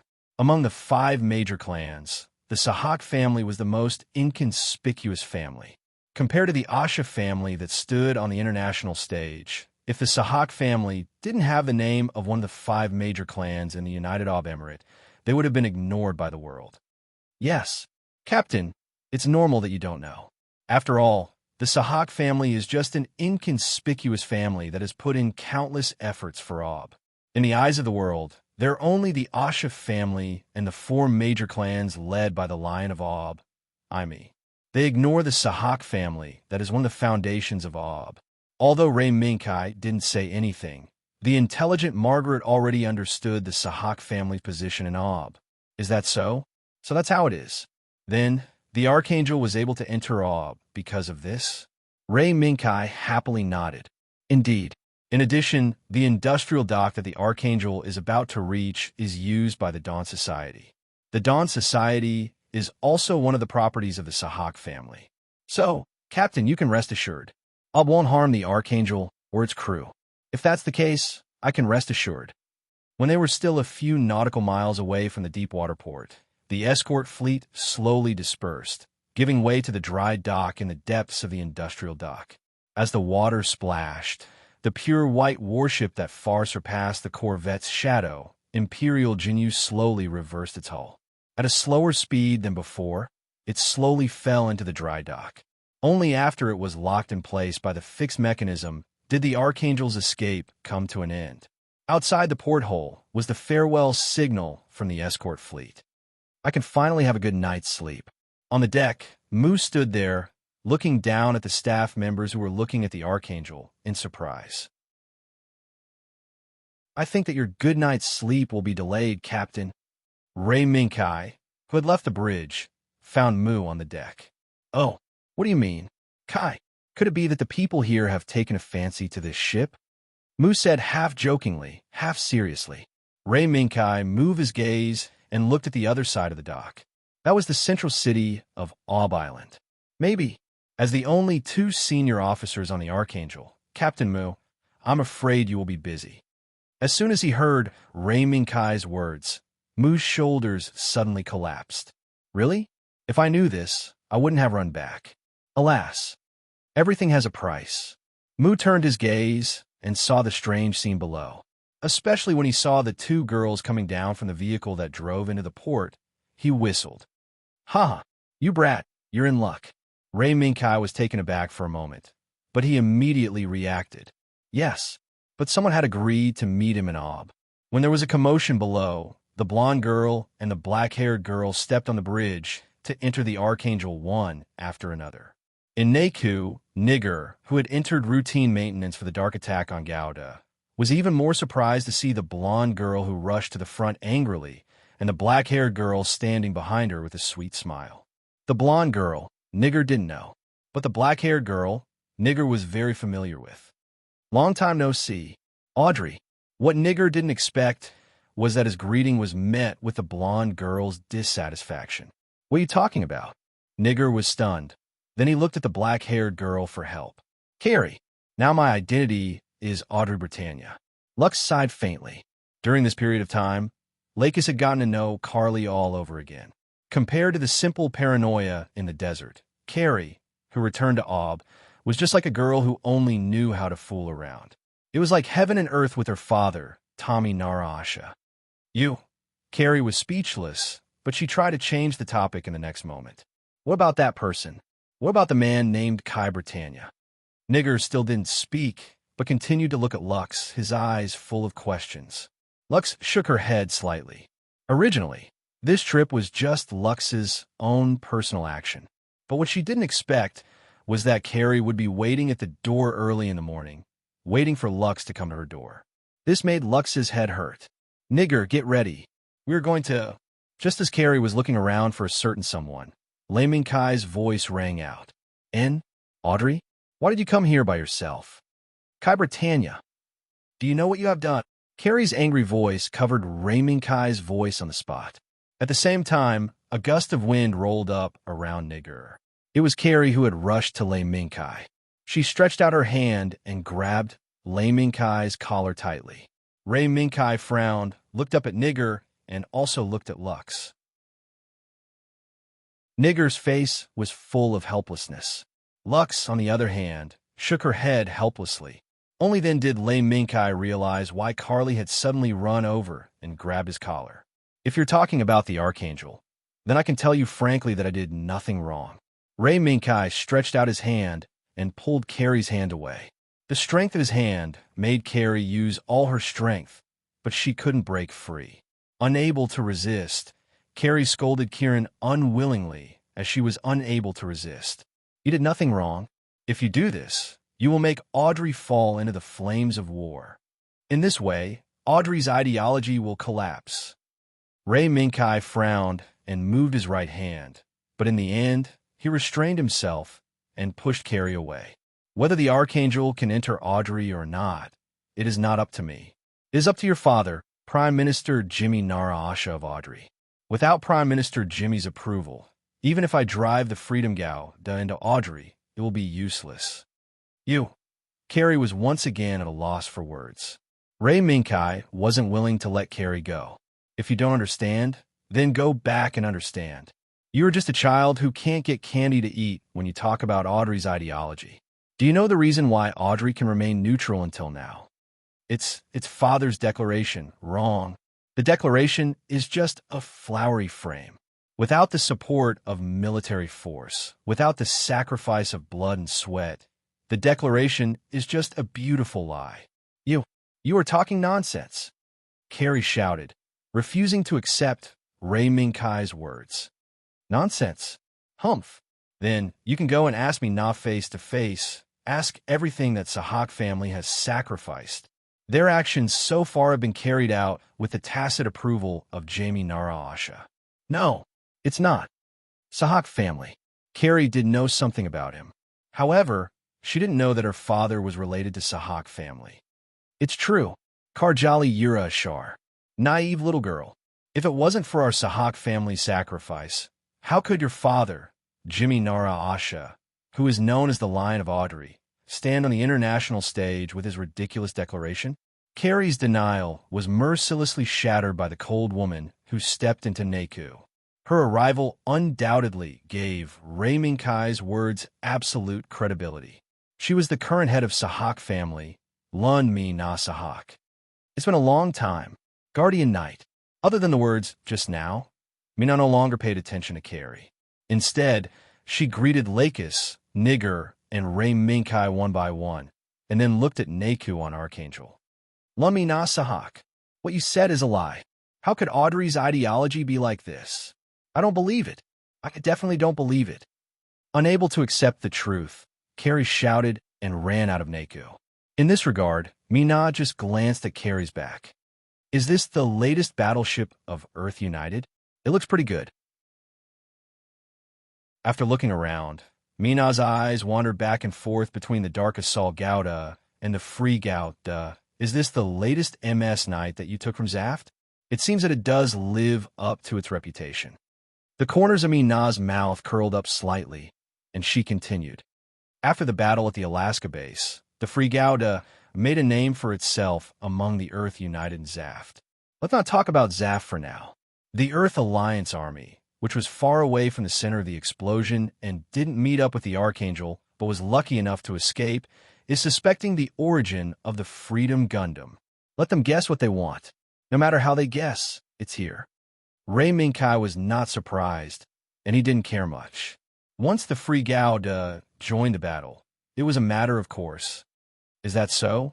That's true. Then, please prepare yourselves. Prime Minister Na Ra Ishak of Audrey wants to meet with everyone on Archangel and talk. Chapter 616. In a dark corner, a person was leaning weakly on the edge of the bed. He didn't know how many days he had been here. He only knew that in the battle to stop the Free Gauda from escaping, and after learning some news, he had been sitting in the room and had never left. Ray Minkai. It was a name that had passed through his, Aslan Salah's, mind many times. The first time he learned of this name was the day after the bloody Valentine's Day incident. As the last survivor of Yunu's 7, Aslan had been unwilling to accept this. Why was Ray Minkai the only one who could survive, and not his own mother? However, after coming into contact with Ray Minkai in the military academy, Aslan knew how ridiculous his thoughts were. Judging from Ray Minkai's performance at that time, he might have been qualified to survive that disaster. He was very outstanding. He was so outstanding that all the students in the entire military academy, and even the teachers who had participated in actual combat, couldn't compare to him. No matter what kind of course it was, Ray Minkai could complete it calmly and perfectly, even if the prototype of that course was derived from the actual combat data obtained from the previous battles launched by Zaft and the Earth. That was a terrifying enemy that could only be faced in actual combat. Even Aslan Sarah, Yitzhak Mayer, and many other members of the House of Representatives were unable to obtain victory in their first encounter with such an enemy. They were even given a crushing defeat. Ray Minkai, on the other hand, had swept through all the courses with results that even the instructors were dumbfounded. Such a perfect student, the instructors couldn't help but have great hopes for him. They hoped that he could become a hero who could create a new world for Zaft. But under such high hopes, Ray Minkai suddenly sacrificed himself. In the face of this news, whether it was Aslan Zara or the instructors in the military academy, they all felt sorry for him. But in this case, the person who should have been sacrificed suddenly appeared and took away Zaft's latest model. The Freedom Gauda Aslan could not understand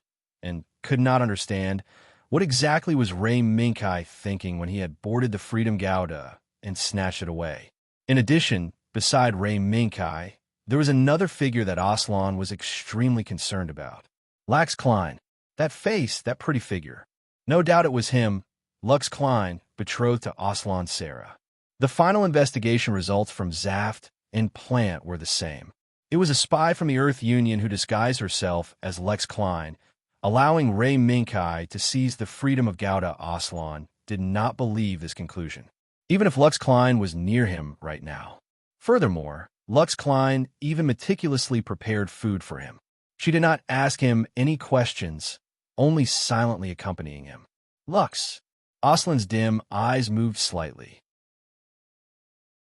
Subconsciously, he looked to his side, where there was never a lack of pink figures. What surprised him was that the pink figure, who had been silently accompanying him without asking for the reason, had left at some point. Lux. For many days, the strength of his body, which had not eaten much, was weak.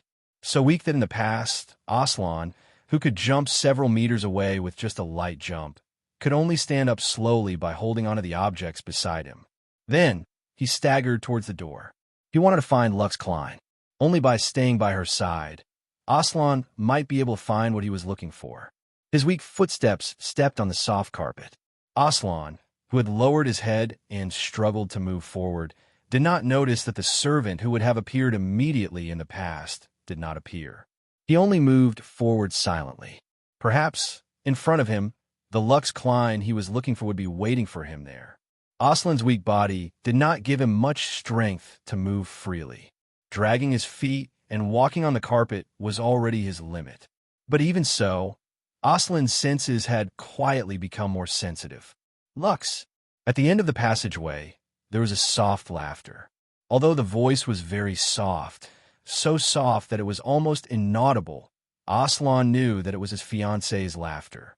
Moving his weak feet, stepping on the soft carpet, passing through the long passageway, under the light that was gradually becoming brighter, Aslan, who had passed through the passageway and stepped into the back garden, saw a scene. This scene made him feel as if he had been struck by lightning.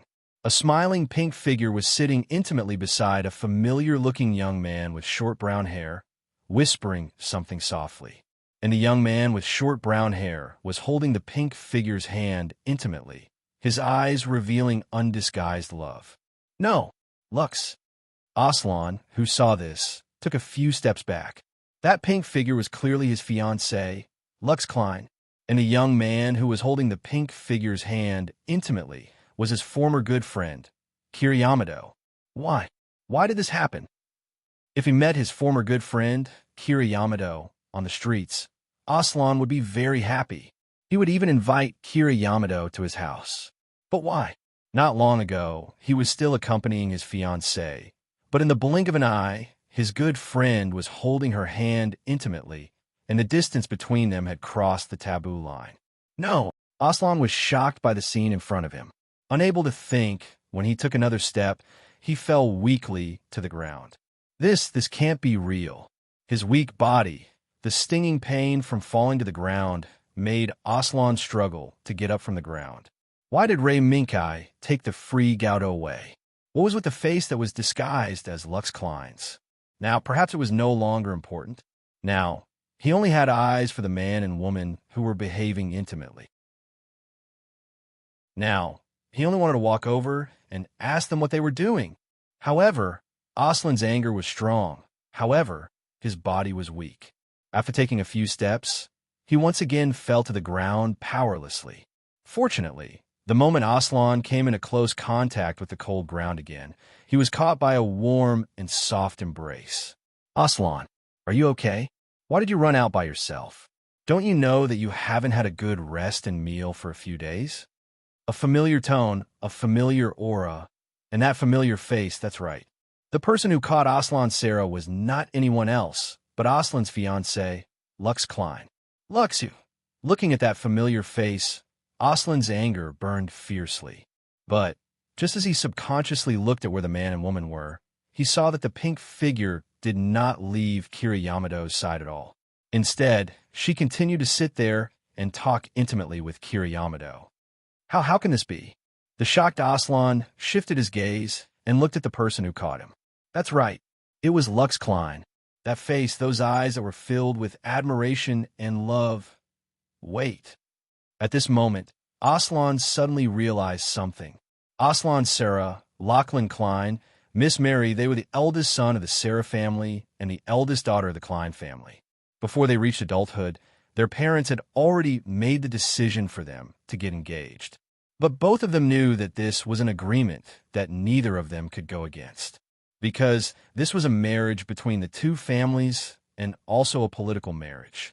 So, up until now, Aslan was only fulfilling his duties as a fiancé, and Lux Klein was also fulfilling her duties as a fiancé. Even though Aslan had a few glimpses of joy, but under the influence of both families, these glimpses of joy were nothing more than fleeting clouds. Of course, Lux Klein was the same. So, between them, there might be a trace of liking, but admiration and love did not exist. You are not Lux. After being stunned, Aslan exposed the identity of the girl in front of him. As expected, the face of the pink girl who was exposed by Aslan darkened slightly. Then she sighed. "Aslan, now is not the time to be honest with you.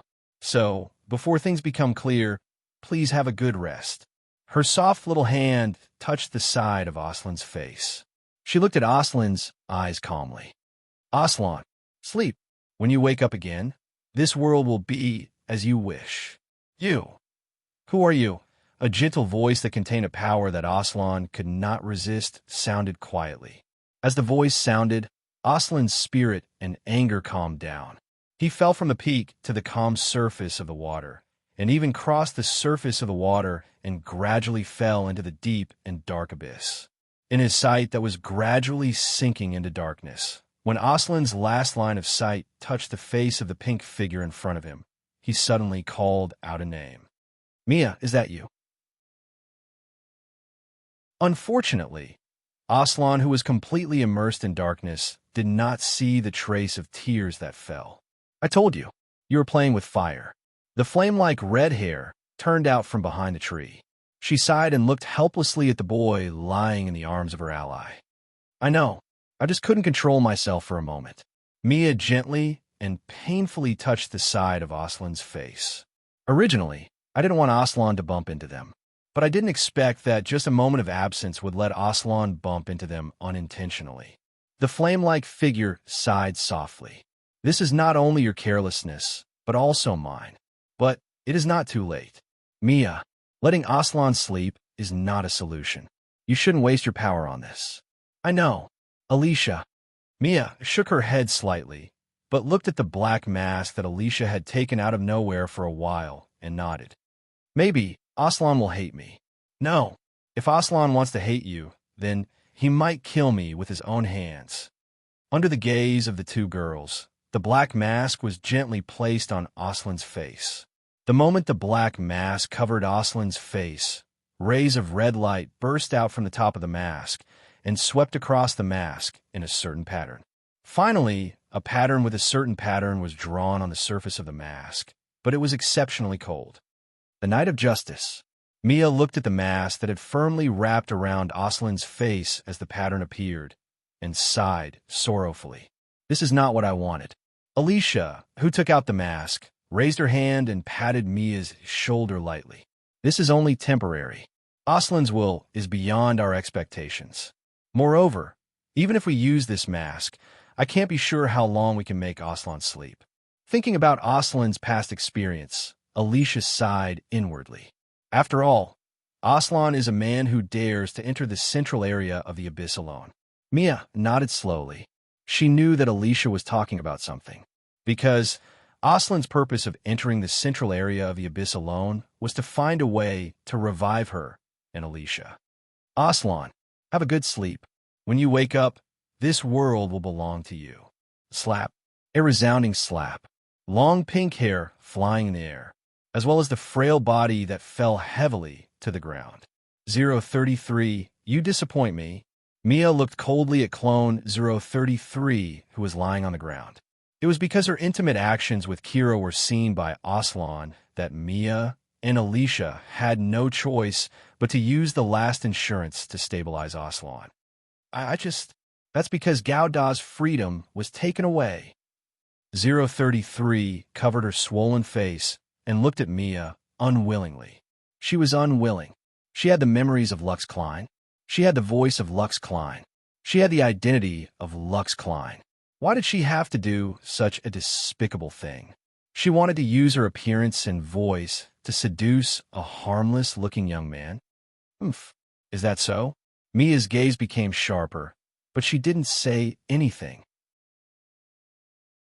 The fact that Gauda's freedom was taken away caused the entire plan to face a situation where it had to be modified. 12 hours later, bring Kira Yamato with you. There will be people coming to pick you up. At that time, you will know what to do. A new body? A look of pity flashed past 033's eyes, but unexpectedly, it was seen by Mia. Yes, a new body. Mia snorted coldly. The name of that body is called the Holy Accord. It's an oath made between the gods and mortals. 033. You should know what I mean. 033 was stunned, and a trace of sorrow appeared in her heart. But she was powerless to resist. Ever since she was born in the hands of the organization's librarian, she was destined to bear this fate that she couldn't resist. Yes, I understand.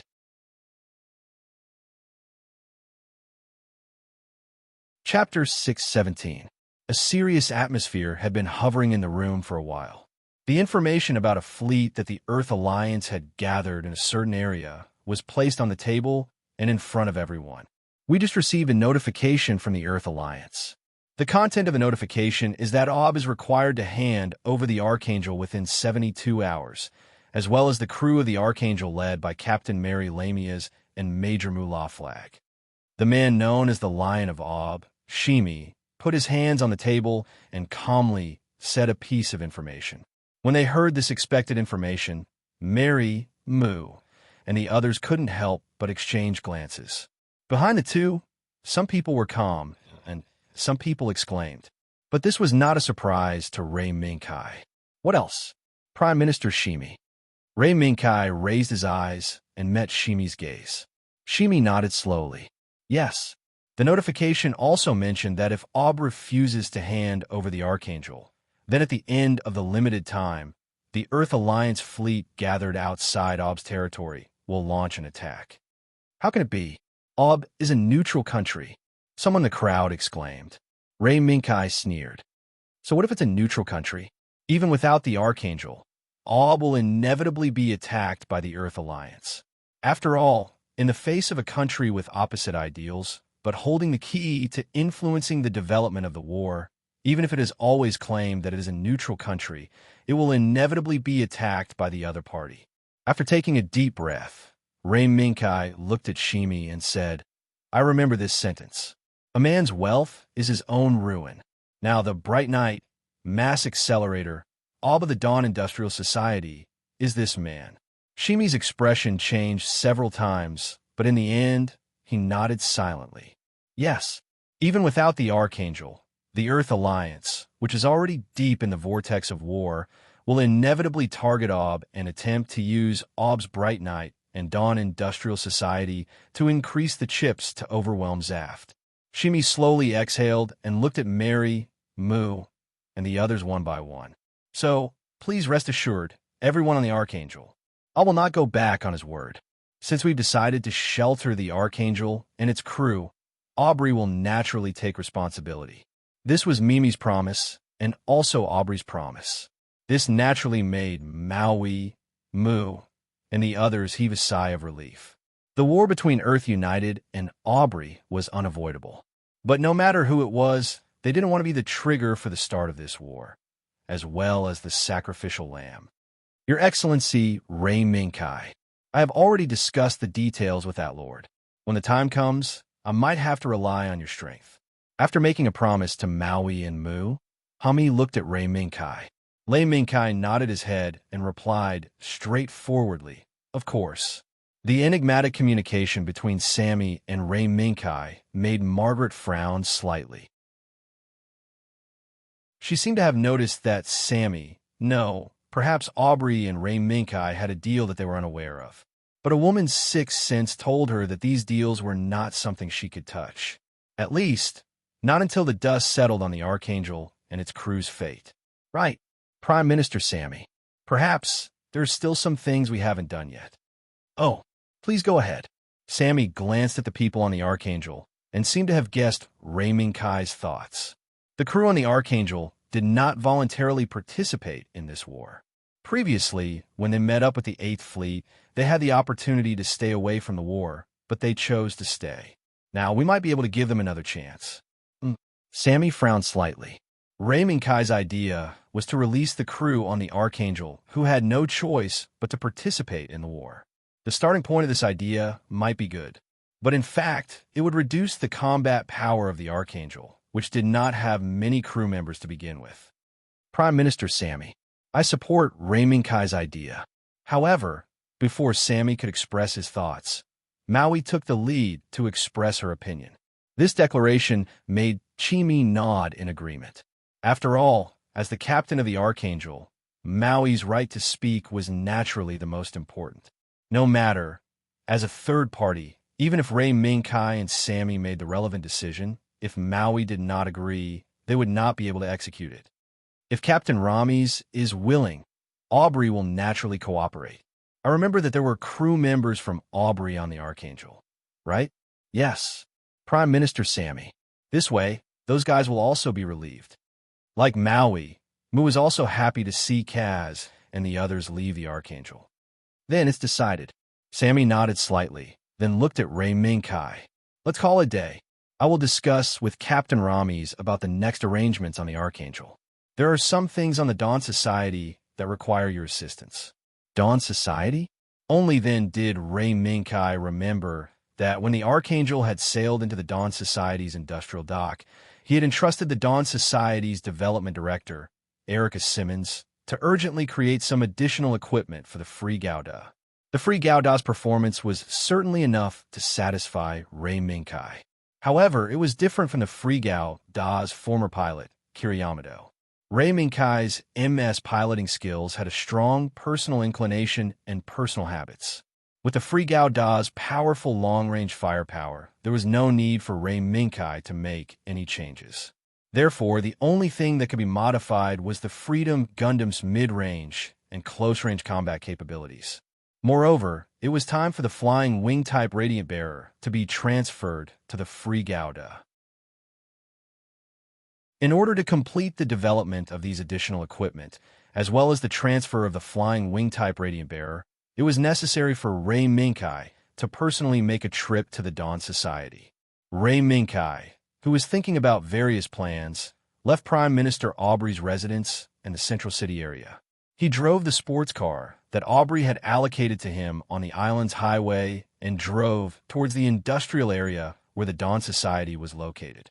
Facing the sea breeze, the figure of the White Cat State Zero quietly appeared. It turned from illusion to reality until the sea breeze blew the White Cat State Zero's eyes and looked at Ray Minkai. Kai, there's some problems with the body. Problems? After the sports car passed a curve with a beautiful drift, Ray Minkai looked sideways at the white cat lying on the passenger seat window. Yes, I took a look before. The Free Gauda's body is equipped with a positioning device and a device that seems to control the pilot's mind. Control device? Ray Minkai was not surprised that the Free Gauda was equipped with a positioning device. What attracted Ray Minkai's attention was the control device. Yes, the control device is very familiar. It seems to be similar to the ability of the woman we met before. The next moment, the words of the White Cat State Zero made Ray Minkai's expression change. The woman that the White Cat State Zero mentioned was not someone else. It was Sharon Epp. After all, the White Cat State Zero had already pointed out the relevant clues when it spoke. Sharon Epp was the only one who had anything to do with controlling things. Is it her mind control ability? Ray Minkai's hands slowly turned, and his foot slowly released the accelerator. He drove the sports car to the edge of the observation deck in front. Maybe, or maybe not.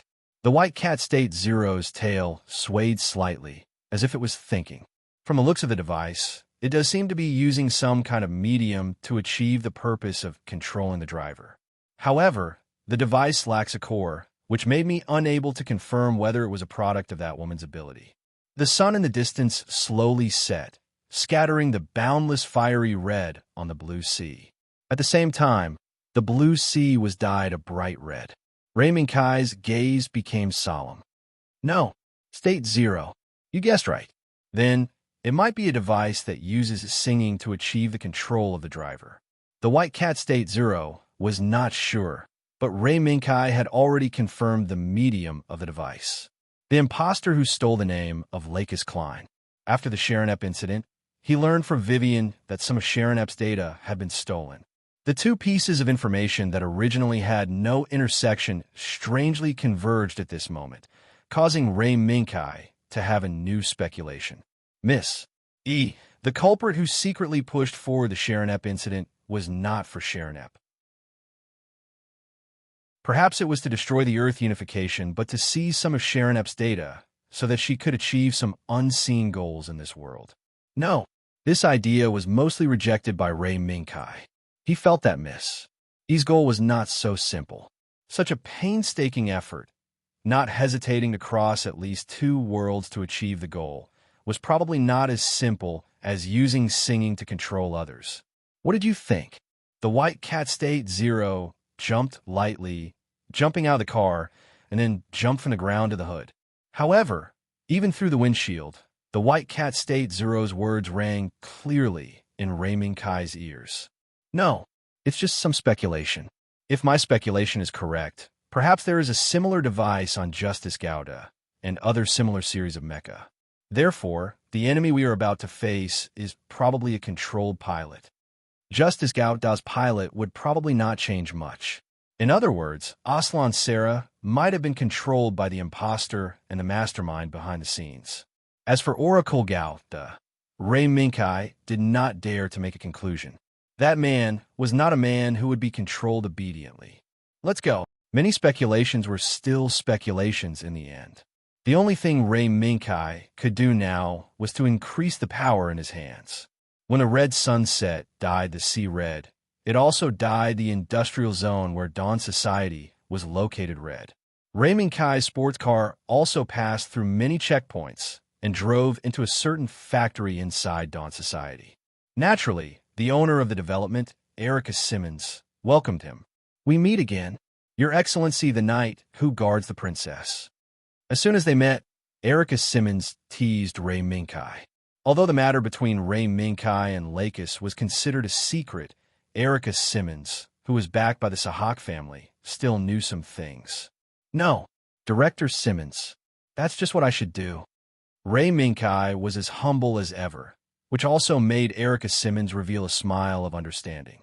"Okay, Director Simmons, the progress of the shield should be completed, right? In Gao Da's additional equipment development plan, the modification of the shield might be the simplest. Between the shield and the left arm, there was an additional high-strength iron chain at least 30 meters long that could be retracted. While connecting the two, it could also allow Gao Da to have the ability to retrieve the shield when he threw it out.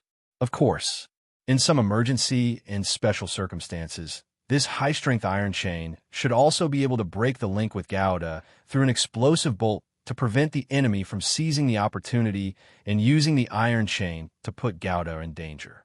That's for sure. It's just that some small things need to be added. Erica Simmons shrugged her shoulders. First, she expressed that the modification of a shield was no pressure. Then, she mentioned another modification plan that was both simple and difficult. "But why is Your Excellency the Knight so obsessed with the installation of a materialized sword? From Freedom Gauda's output parameters, the beam sword he is equipped with is enough to damage the current MS equipped by Zaft and Earth Alliance." Yes, this modification plan was neither difficult nor difficult. Ray Minkai wanted to install 2 materialized swords for Freedom Gauda. The source of the swords was not the heavy swords equipped by Xeon or Sigurd, but a new technology that was almost abandoned by the Dawn Society. High-frequency oscillation technology. When this technology appeared on the list of technologies of the Dawn Society, Ray Minkai was very surprised. But after understanding it, Ray Minkai knew why this technology did not appear in the main drama. Because this technology was simply in a state of being unable to be completed. Even if the Dawn Society spent manpower and material resources to create a high-frequency oscillation sword blade for the experiment. But when the first and second experiments were carried out, the experiments would always fail due to different accidents. This greatly affected the ambitious development team, resulting in the technology being shelved and the team disbanding. This was perhaps an ending filled with sorrow, but it was also a coincidental encounter. The difficulties encountered by the development team were not difficult for Ray Minkai. That required countless resources and data support to complete the experiment. Ray Minkai only needed to use a small white cat, because the beam sword also has its limitations. Whether it's the energy that supports the operation of the beam sword or the enemy's defensive means, there are too many factors that can affect the power of the beam sword. Ray Minkai could not help but think of the many works that could restrain the beam sword, or even the armor and weapons that could use the beam weapon. In the end, Ray Minkai still felt that his landline still needed to be equipped with one or a pair of materialized swords.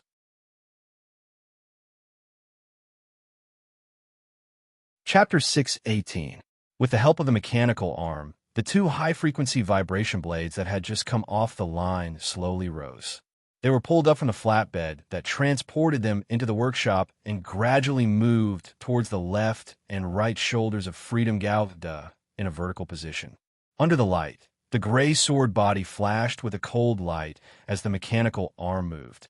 As the light flowed on the sword body, the surrounding staff retreated a large distance nervously to ensure that there was a safe distance for them to escape in case of an accident. This was inevitable. The technique used to create high-frequency vibrating swords was not unfamiliar to these staff members. That technology, which was still in the experimental stage and was extremely unstable, was actually being used. Moreover, it was directly installed on the latest model of Freedom Gouda. No matter who it was, after hearing the news, almost all of them had the same expression. Before the blade is connected to the power source, it shouldn't have the lethality to cut through objects, right? Standing on the platform, Ray Minkai, who looked down at the nervous staff members below, frowned slightly. Their reaction seemed to be a little beyond Ray Minkai's expectations. Of course, it's just that in the previous two experiments, there was an activation of the energy pack in advance in order to preheat the blade. As a result, Erica Simmons raised her right hand and made a gesture that went from slightly clenching a fist to opening her palm. The blade needs to be preheated? Ray Minkai was a little surprised. No, it's just a whim of a technician when he was forced into a dead end. As a result, it ushered in a failure that ended in an explosion. Erica Simmons sighed helplessly, then looked up at the mechanical arm that slowly installed the two high-frequency vibration blades on the storage compartment behind Freedom Gouda's shoulders. The installation program on the hardware is almost complete. What's left is Sir Knight's personal debugging. As she spoke, Erica Simmons spoke as if she was trying to extinguish the morale of her own people. Sorry, Sir Knight, I'm afraid our people can't meet your requirements. Besides, you won't allow our people to enter the cockpit, right? Ray Minkai nodded slightly, tacitly agreeing with Erica Simmons' words. Allowing the Dawn Society to modify Gouda's equipment was already the limit. No matter how deep the OS program was, it could only be done by Lei Minkai himself. Yes. When will the installation of the Winged Radiance Bearer begin? Due to time constraints, Gouda only had a pair of high-frequency vibrating swords and a chain-linked shield as his mid-range and close-range combat equipment. At the same time, this was also to leave as much time as possible for him to equip the Winged Radiant Bearer. We still need to wait a little longer. The D.S.S. D-Space Station hasn't reached a position where they can communicate with us directly yet. The Dawn Society still needed the help of the D.S.S. No, Professor Serene, to complete the transfer of the Winged Radiant Bearer. How much time do we have left? The Earth Alliance had already issued the final announcement. I hope that we can complete the transfer of the Winged Radiant Bearer before the battle starts. Erica Simmons also knew what Ray Minkai was worried about. But there's no need to wait for direct contact with the Troy space station. I'm already here. An intellectual and gentle female voice sounded, but Erica Simmons showed a surprised expression. Professor Serene, why are you here? Didn't we agree to complete the transfer directly in the Troy space station using remote technology? Facing the question of her best friend, the beautiful doctor with a mature temperament revealed a meaningful smile as she carefully tied her long dark green hair behind her head. This is my personal behavior. It has nothing to do with the Troy space station or the D. After a pause, Professor Serene, who suddenly appeared in the Dawn Society, raised her gaze and looked at Gouda, who was surrounded by many ready mechanical arms. Is this the new owner of the Winged Radiant Bearer? Yes. It's Gouda, the proud work of Professor Yuli Amifai. Ray Minkai might have already seen the meaning behind Celine's smile. It was probably after the battle at the Alaska base, the Dark Assault Gouda, equipped with a Winged Radiant Bearer, attracted the attention of all parties. Although Gouda's performance was more eye-catching, as long as the intelligence channel was strong enough, it was possible to know that this might be the new MS that Zaft lost not long ago. Regarding this, even if the Earth Alliance knew, they would only gloat. However, the Dark Assault was different. Not only did the development technology of the body come from the Earth Alliance, but even the Winged Radiant Bearer was a new technology developed by a Neutral Frontier Research Institute funded by various forces within the Earth Alliance. In order not to let their investment go to waste, and also because they didn't want to fall behind others, many investors joined forces to pressure the D.S.S. and asked the D to hand over the Radiant Bearer's technology. Under the pressure, although the D insiders still insisted, as a developer, Serene felt heavier and heavier pressure day by day. Therefore, after receiving Erica Simmons' request for help, Serene submitted an application to the D for remote assistance to the Dawn Society while secretly planning to secretly leave the Troy space station and personally come to the Dawn Society. Selene's operation was smooth, but also lucky.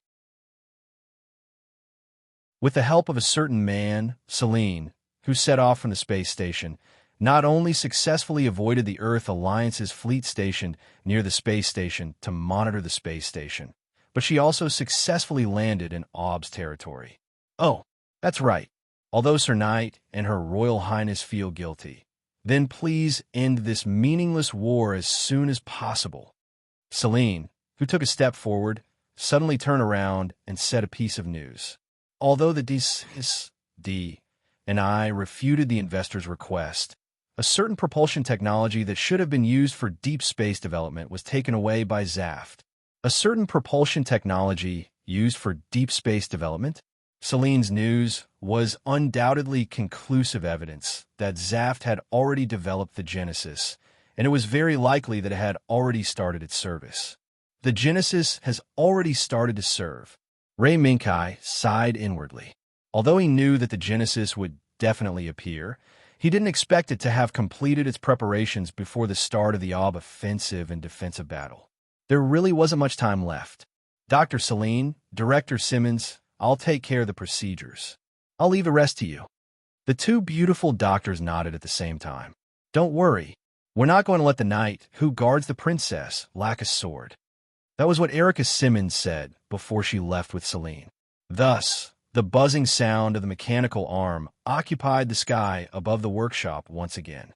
Under Erica Simmons' command, the mechanical arms, either controlled by the program or personnel, first extended toward the Dark Assault Gao, parked to the side, preparing to disassemble the pair of wing-type Radiant Bearers behind the Dark Assault Gao. Please be careful. You have to be careful when disassembling in Area C1. This is related to being able to successfully transfer to the free Gao. Standing in front of the console, Serene was constantly monitoring the mechanical arm that was responsible for disassembling the wing-type Radiant Bearers. Although not long ago, Serene had asked Erica Simmons to create replaceable parts according to part of the blueprints. It was best to maintain a large proportion of the original parts in order to reduce the possibility of malfunctions as much as possible. The work of disassembling the wing-type Radiant Bearers was tense and cautious. On the other hand, the Free Gao Da's side was much more relaxed. Although the Free Gao Da's original wings also had to be carefully disassembled, it was not as strict as the disassembly requirements faced by the wing-type Radiant Bearers. Therefore, after Ray Minkai watched the mechanical arm work according to the program for a while, he returned to the Free Gao Da's cockpit and began to write new programs for the new shield and the pair of high-frequency vibration blades.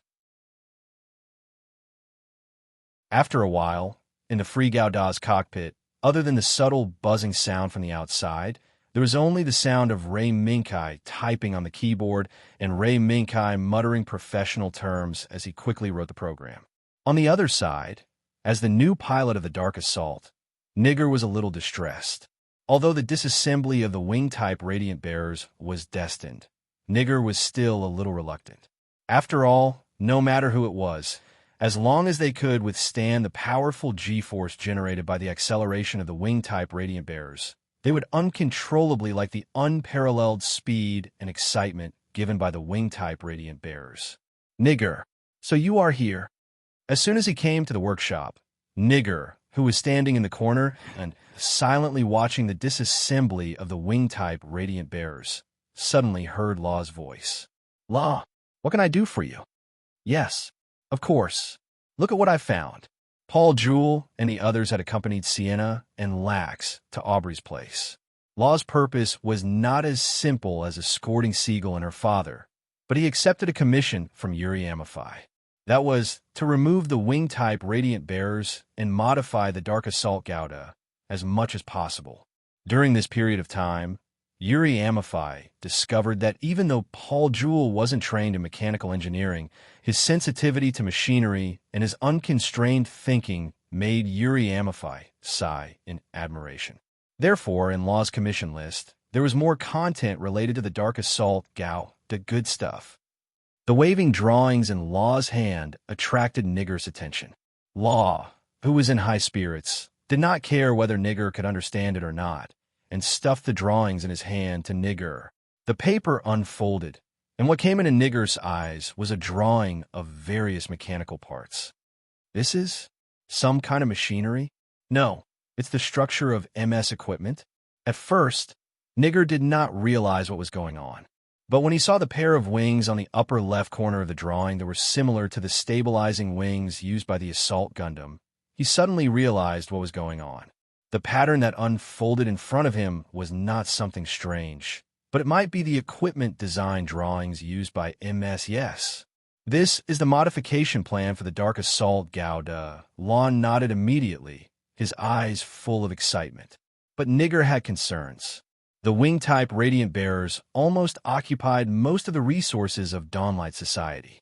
If at this time, the modification of the Dark Assault Gauda was carried out, he was afraid that with the cumbersome data on the drawings, it would be difficult to complete it in a short time. Law saw Nigger's concerns from the beginning. Don't worry, this is not a design I made alone. Do you remember the list of technologies provided by Dawnlight Society to target the close combat ability of the Free Gauda? That's where I found this blueprint. Law said, pointing to the propulsion engine similar to the Dark Assault backpack on the drawing. But unexpectedly, Nigger suddenly exclaimed, "Isn't this the IWSB backpack? Why is it here?" At last Nagori remembered. In Plant, there was such a body that was shelved in a certain Naku. From the information Nigger knew, this body seemed to be before and after the Kreutzer team launched the Battle of Gauda. Who seized this body? How did it get shelved in a certain Naku in Zaft? Nigger did not know, but he knew that the name of this body was the IWSB that attacked Gauda. IWSB that attacked Gauda? The name of this drawing? Law touched his head with some doubts. Maybe. Nigger frowned, but decided not to dwell on it. Law, has the item on this blueprint been manufactured? Well, it seems so. When I asked others just now, they said that this backpack was in the warehouse of Dawnlight Society. Moreover, to open that warehouse, you need to use the authority of Director Erica Simmons. So, the two went to Erica Simmons and tried to get help from the development director of Dawnlight Society. Huh, this thing has been in the warehouse. I don't know where it came from, but if you need it, I can pull it out for you to try. Anyway, this thing was not put in the list of assets of Dawnlight Society. Erica Simmons's quick answer certainly made the two of them happy, but the second half of her sentence made Nigger puzzled. If the physical object of this drawing was not the property of Dawnlight Society, then how could it appear here? Moreover, it was an armed backpack that was very similar to the IWSB that attacked Gauda that was sealed by Zaft. After thinking about it, Nigger finally dropped the question. In any case, after disassembling the wing-type Radiant Bearer, with this backpack similar to the IWSB backpack, Dark Assault Gao did not have to face the situation of damage.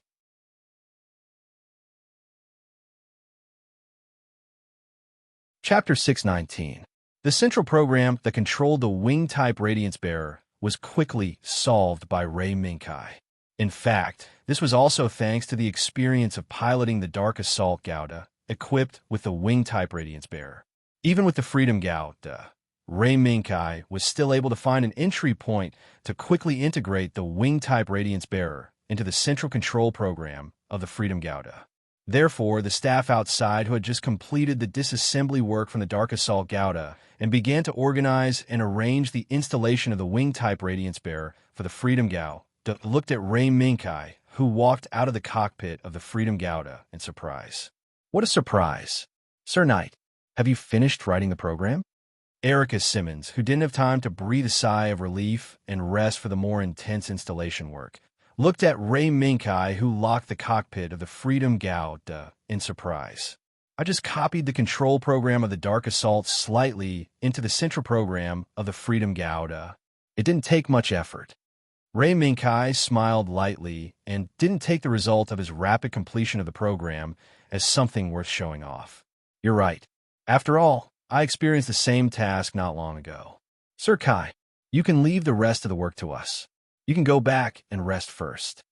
After handing the document in her hand to the staff next to her, Celine also came to Erica Simmons' side and said to Ray Minkai, "Uh-huh."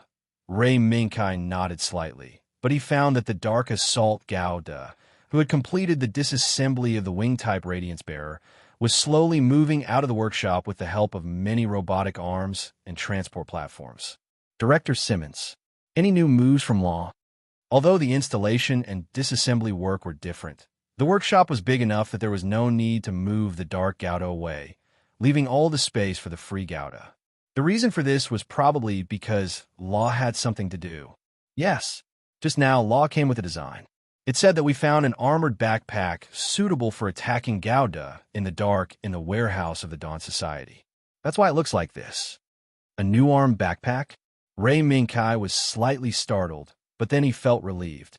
For Ob, the only backpacks that could be used to attack Gauda and the numerous mechs derived from it were probably the mechs that the Evilbee Financial Group had sold under various names, such as changing the color of the mechs or adding a few more missiles, as well as the backpacks equipped with them.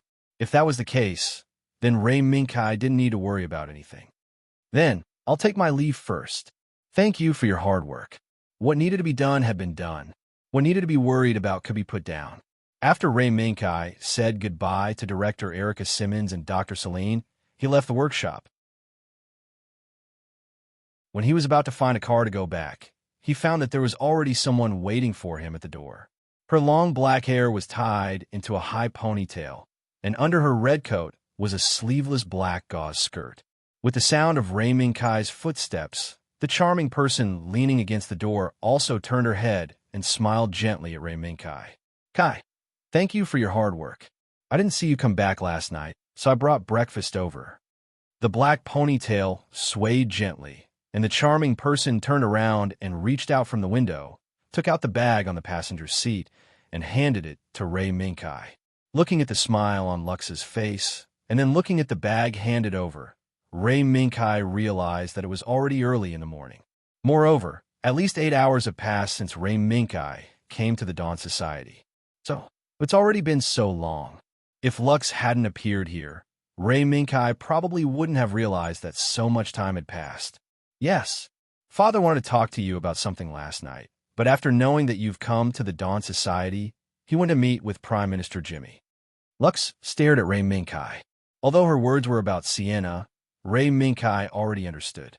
He stepped forward and took the bag, then opened the car door and invited Lux. "Breakfast is important, but at least don't eat in this smell of engine oil." Indeed, no matter how strict the Dawn Society's work rules were, it was inevitable that there was a faint smell of engine oil in the air of the factory. When Ray Minkai was focused on his work, he didn't care. But when he was hungry, if he could choose, Ray Minkai wouldn't choose to stay in this place filled with the smell of engine oil for breakfast. "Is that so? In that case, let me drive, is that okay? Kai, you can also have good rest." Lux's request put Ray Minkai in a difficult position. "What? You don't believe in my driving skills? You must know that I drove alone from the Prime Minister's residence to here." The intelligent Lux immediately saw through Ray Minkai's difficult expression. "No, it's just that I have a place I want to go." Ray Minkai waved the bag in his hand, indicating that Lux didn't need to be angry. Perhaps Lux wasn't angry, but was just throwing a tantrum. After Ray Minkai expressed that he had a place he wanted to go, Lux sat in the front passenger seat and left the industrial area with Ray Minkai. On the quiet island highway, only the roar of the engine and the morning breeze from the sea could be heard. Amidst the coolness, there was a trace of salty sea breeze that blew the black ponytail up high, causing it to flutter in the wind. "Kai, where do you want to go?" At 6 o'clock in the morning, Prime Minister Naomi has already issued an emergency evacuation order. At this time, there shouldn't be anyone strolling on the streets. Lux glanced at the morning sunlight that dyed the sea with a layer of gold, then casually turned on the car radio. "Dear citizens of Audubon, I am Naomi Nara Asha. Now, I'm very sorry to inform everyone of a piece of news. Starting from 6 o'clock in the morning, Audubon will enter the National Emergency Evacuation Procedure. Other than key departments and the military, everyone else will follow the emergency evacuation procedure and evacuate from Audubon to various friendly countries. The voice from the car radio was not unexpected. Moreover, after Naomi personally announced the emergency evacuation, Ray Minkai had another thought in his mind. We're here. Let's get out of the car. Under Ray Minkai's skillful driving skills, the car stopped at a platform by the roadside. In front of the platform, there was a concrete staircase that led to the beach not far away. Kai, the place you want to come to is like this? Lux's gaze went past the front of the car, past the platform, and landed on the beach that was dyed gold by the morning's sunlight. Yes. Lux, let's go down and take a walk. Ray Minkai first got out of the car, then went around and opened the door for Lux. And that's fine too. Although Lux did not understand Ray Minkai's intentions, after seeing that the beach under the golden morning sunlight was indeed very beautiful, Lux gladly agreed. Thus, facing the sea breeze, they walked down the golden desert side by side. Sha-sha, sha-sha, two sets of footsteps stepped on the border between the sea and the beach, slowly strolling into the distance. As the figure disappeared into the distance, a hint of fragrance floated in the air. It was an ancient memory that was engraved in the blood of every person born in the ancient Eastern countries, the big meat bun. Looking at the snow-white big bun that was taken out from the bag, Ray Minkai was suddenly stunned. Moreover, he even asked in a daze, Lux, you made this? Just as he finished speaking, Ray Minkai immediately cursed in his heart. From the moment she was born in the Klein family, Lux probably did not have much contact with culinary matters. In the later plant storyline, it was also because she lived in seclusion that she started to come into contact with culinary matters, right? This was Ray Minkai's impression of Klein's daughter, Lux Klein, who was also born as the Princess of Plant. But in reality, Lux nodded and revealed a somewhat uneasy smile. I made it. I couldn't sleep last night, so I asked the chef to teach me how to make buns. Ray Minkai blinked, and suddenly felt that the bun in his hand seemed to be a bit heavy. Ew, how did you think of making buns? Kai, your name. Although from the pronunciation, it sounds very much like a Western name, but in reality, Kai should be born in that ancient Eastern country, right? Lux's gaze landed on Ray Minkai's short black hair and also his pair of black eyes. Yes, my hometown is indeed there. Ray Minkai sighed and shook his head, then picked up the bun and took a bite. In an instant, a bowl from the blue went berserk in Ray Minkai's mind. If not for Ray Minkai's self-confidence and his shamelessness, Lux would have already discovered Ray Minkai's abnormality. Without hesitation, Ray Minkai did not wait for Lux to ask about the taste and swallowed the bun in a few bites. Shameless. As he wolfed down the bun, Ray Minkai even heard the white cat, State Zero, sneering in the dark. Shut up, State Zero. Tis. After the white cat State Zero clicked its tongue, it really stopped muttering in Ray Minkai's mind. Is it delicious? Lux was a little nervous. Ray Minkai nodded. It's delicious. The words were about to come out of his mouth, but they took a turn. Fortunately, before Lux could ask any further questions, Ray Minkai saw two small figures pacing back and forth under the coconut tree in front of him. Lux, look over there. Isn't the state of emergency now?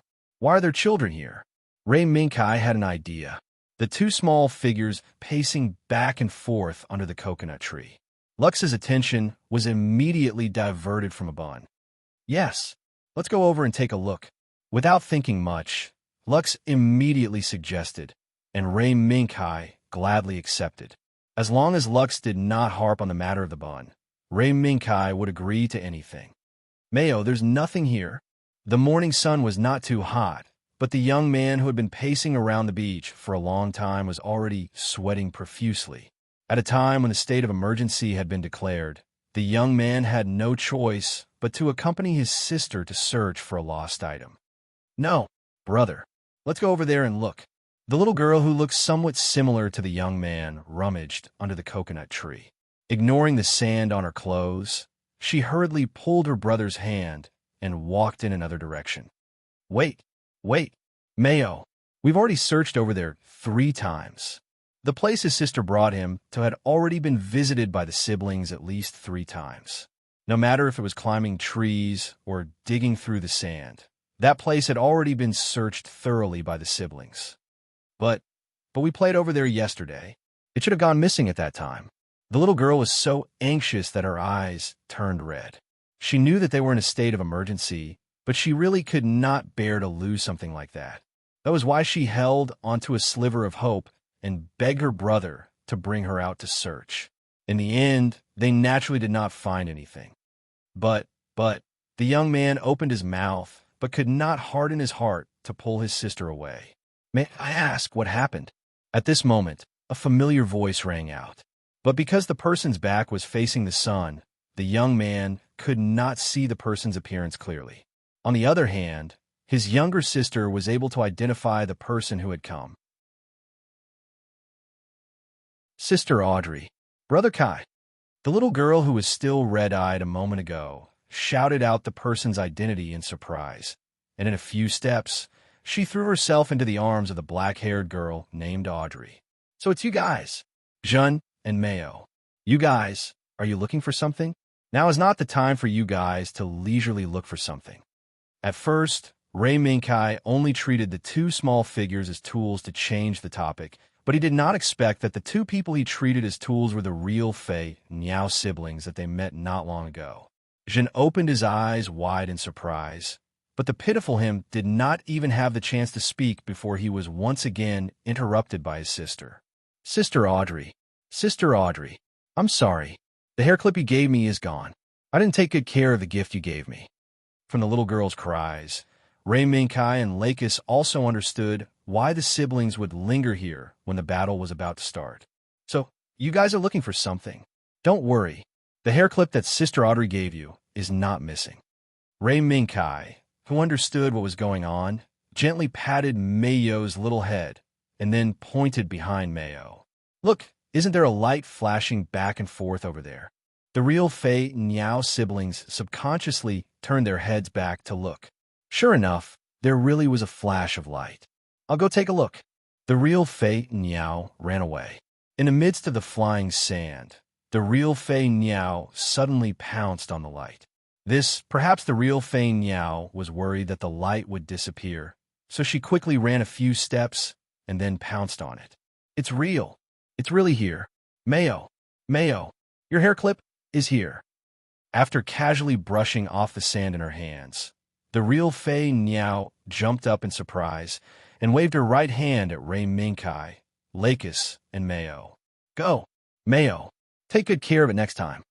After coaxing Mayo away, Lakis said faintly, I didn't expect the great knight to know how to do magic to coax a little girl. Hearing this, Ray Minkai's face froze. Of course, that was not magic. It was Ray Minkai who secretly ordered the White Cat State Zero, who was hiding in the dark, to help find it. As a metal life form, the White Cat State Zero might have a different degree of sensitivity to metal. Cough, cough. Really, Mayo, we found it. I'll arrange for someone to send you back.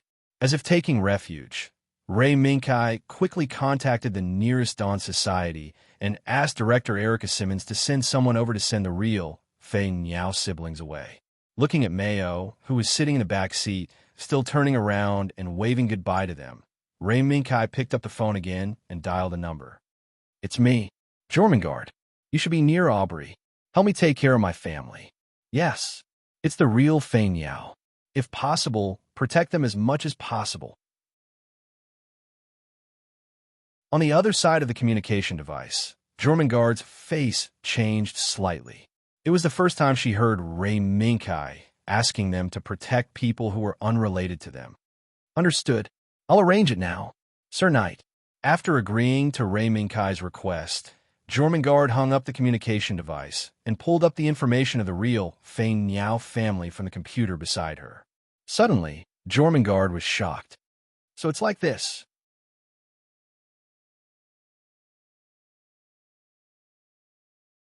Chapter 620. under clear blue skies and blue waves. An imposing superfleet formed by gathering several fleets of the Earth Alliance was sailing from north to southwest along a predetermined route. As this superfleet split the waves and moved forward against the wind, 5 to 10 warships of different models left the fleet and headed in other directions. The 1st and 2nd B squadrons have entered the predetermined sea area. The 3rd and 4th B squadrons will need half an hour to reach the predetermined sea area.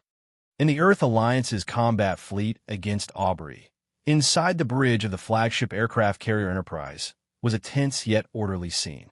Whether it was the commanding captain or the units that carried out commands to the flagship and other warships of the fleet, all of them were following the predetermined pace to complete the work before the battle began. It seems that this country that likes to dream still hasn't woken up. In the bridge, a young man with short blonde hair and wearing a sky blue suit sighed softly. Maybe they're hoping that there will be a different voice on the international level. The person who said this was the captain of the aircraft carrier. The suited man, who was also the director of Blue Persian Chrysanthemum, Lars Yazzie, smiled and casually waved his hand. International influence? Ridiculous. What kind of international influence is there in this world right now? If it's not our allies of the Earth Alliance, then it's those adjusters that should have been destroyed. Aubrey, you actually want to stand in the middle and fish in troubled waters? Hee. There's no such thing in this world. After a pause, Lars Yazzie moved his gaze and looked at the porthole. At this moment, outside the porthole, the 5th B Squadron, which was also the last B Squadron that had completed the sea blockade of the main island where Aubrey's capital was located, had set off and disappeared from sight. All preparations are complete. Just wait for the last minute to arrive. Aubrey, don't let me down. At the dock of Dawn Society, the dry dock had already completed the water-filling operation and was only waiting for the moment when the pure white warships quietly waiting in the dry dock would attack. Of course, Free Gouda and Dark Assault Gouda, who had completed their modifications, had also returned to Naku on Archangel and were also waiting for the battle to begin. That's great. I also want your highness to tidy up my clothes for me. Mu stood in front of a Heretic Gouda while holding his helmet. He looked at the Freedom Gouda, the man and woman who were talking to each other. The soft black ponytail gently fell on the white high-collared robe, and the soft white hand caressed the collar of the pilot's uniform, which looked quite stiff compared to the clothes. Kai, father, and the others had already left Aubrey one step ahead. According to Jormungand's intelligence, the Earth Alliance had mobilized the Pacific Fleet, the Atlantic Fleet, and even an unknown number of new MS missiles. So please be careful. Lux, who is still maintaining Audrey's appearance, gently instructed Ray Minkai. Ray Minkai smiled confidently. Yes, I will be careful. However, it was still unknown whether Earth United's MS could touch the Free Gouda. After all, the Free Gouda is now equipped with a wing-type radiant bearer. Listening to Ray Minkai's words, Lux couldn't help but raise her gaze and look at the steel giant behind Ray Minkai. She looked at the pair of steel wings quietly folded behind it. From the grayish-black appearance, this pair of steel wings looked ordinary. But as long as it was fully unfolded and bloomed with brilliant brilliance, there would be a stream of light that symbolized death on the battlefield. The appearance of this stream of light was a request that Lakis had made for Selena after she escaped from the Alaskan military base with Lei Minkai and saw Selena. This might be fate. Kai. Next, I will serve as a CIC on the Archangel. Dispelling the thoughts in her mind, Lux softly told Lei Minkai about her decision to not let him know. Is that so? I got it. What surprised Lakis was that Lei Minkai didn't object to it at all. In fact, he only acknowledged it with a grunt and accepted her decision to make the decision on her own. Kai, you don't object? Lux's question was met with a chuckle from Lei Minkai. No, it's meaningless to object. This is your decision. Then, after the battle starts, I will protect the Archangel. Ray Minkai moved his gaze, glanced at Mu and the other crew members not far away, and asked in a low voice, Lux, you haven't told Captain Margaret yet, right? Lux shook her head slightly. Let's wait until this battle is over. Prime Minister Naomi also has the same intention. That's true. The existence of the two former ZAF pilots, Ray Minkai and Nigger, was already a shocking thing for the crew of the Archangel. If the crew were to learn that the black-haired girl beside Lei Minkai was Lakis Klein from the Klein family of plant, and that she had even brushed shoulders with the current leader of the Klein faction, Siegel Klein, there might be some accidents that might happen. For the sake of insurance, and to allow the Archangel to participate in this battle without being affected, whether it was Lux Klein or Prime Minister Naomi, they all tacitly kept this secret. Miss Audrey, please go to the bridge immediately after hearing the broadcast. Please go to the bridge immediately after hearing the broadcast. The broadcast suddenly sounded. It was Miriaria's voice. This girl born in Audrey, when she learned that Audrey was about to be attacked by Earth, she also made a fateful choice to stay on the Archangel and welcome the arrival of the war. Similarly, the people who stayed on the Archangel with her were still Kaz and Dole. I'll go first. Kai. Lux first took 2 steps back, then took a few steps forward and gently hugged Ray Minkai. I'll watch you from the bridge.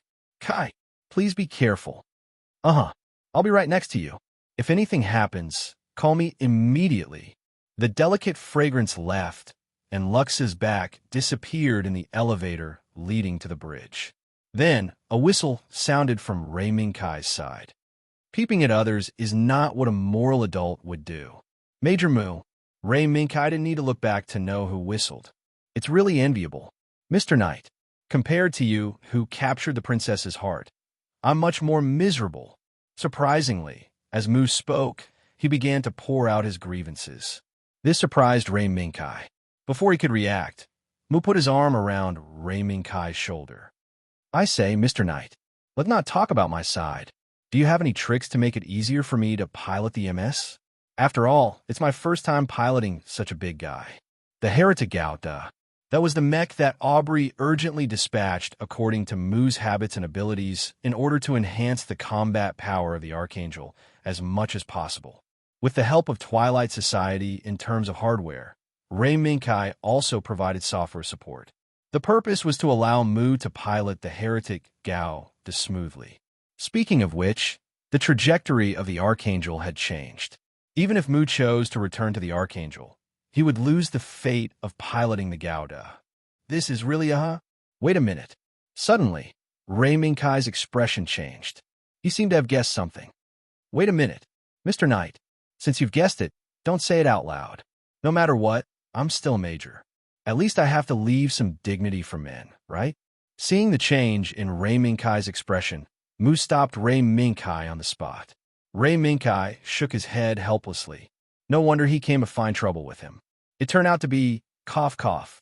Major Moo, I've already debugged the Heretic Gao DA's OS program. There won't be any problems when using the backpack left behind by the Gauda on the Archangel.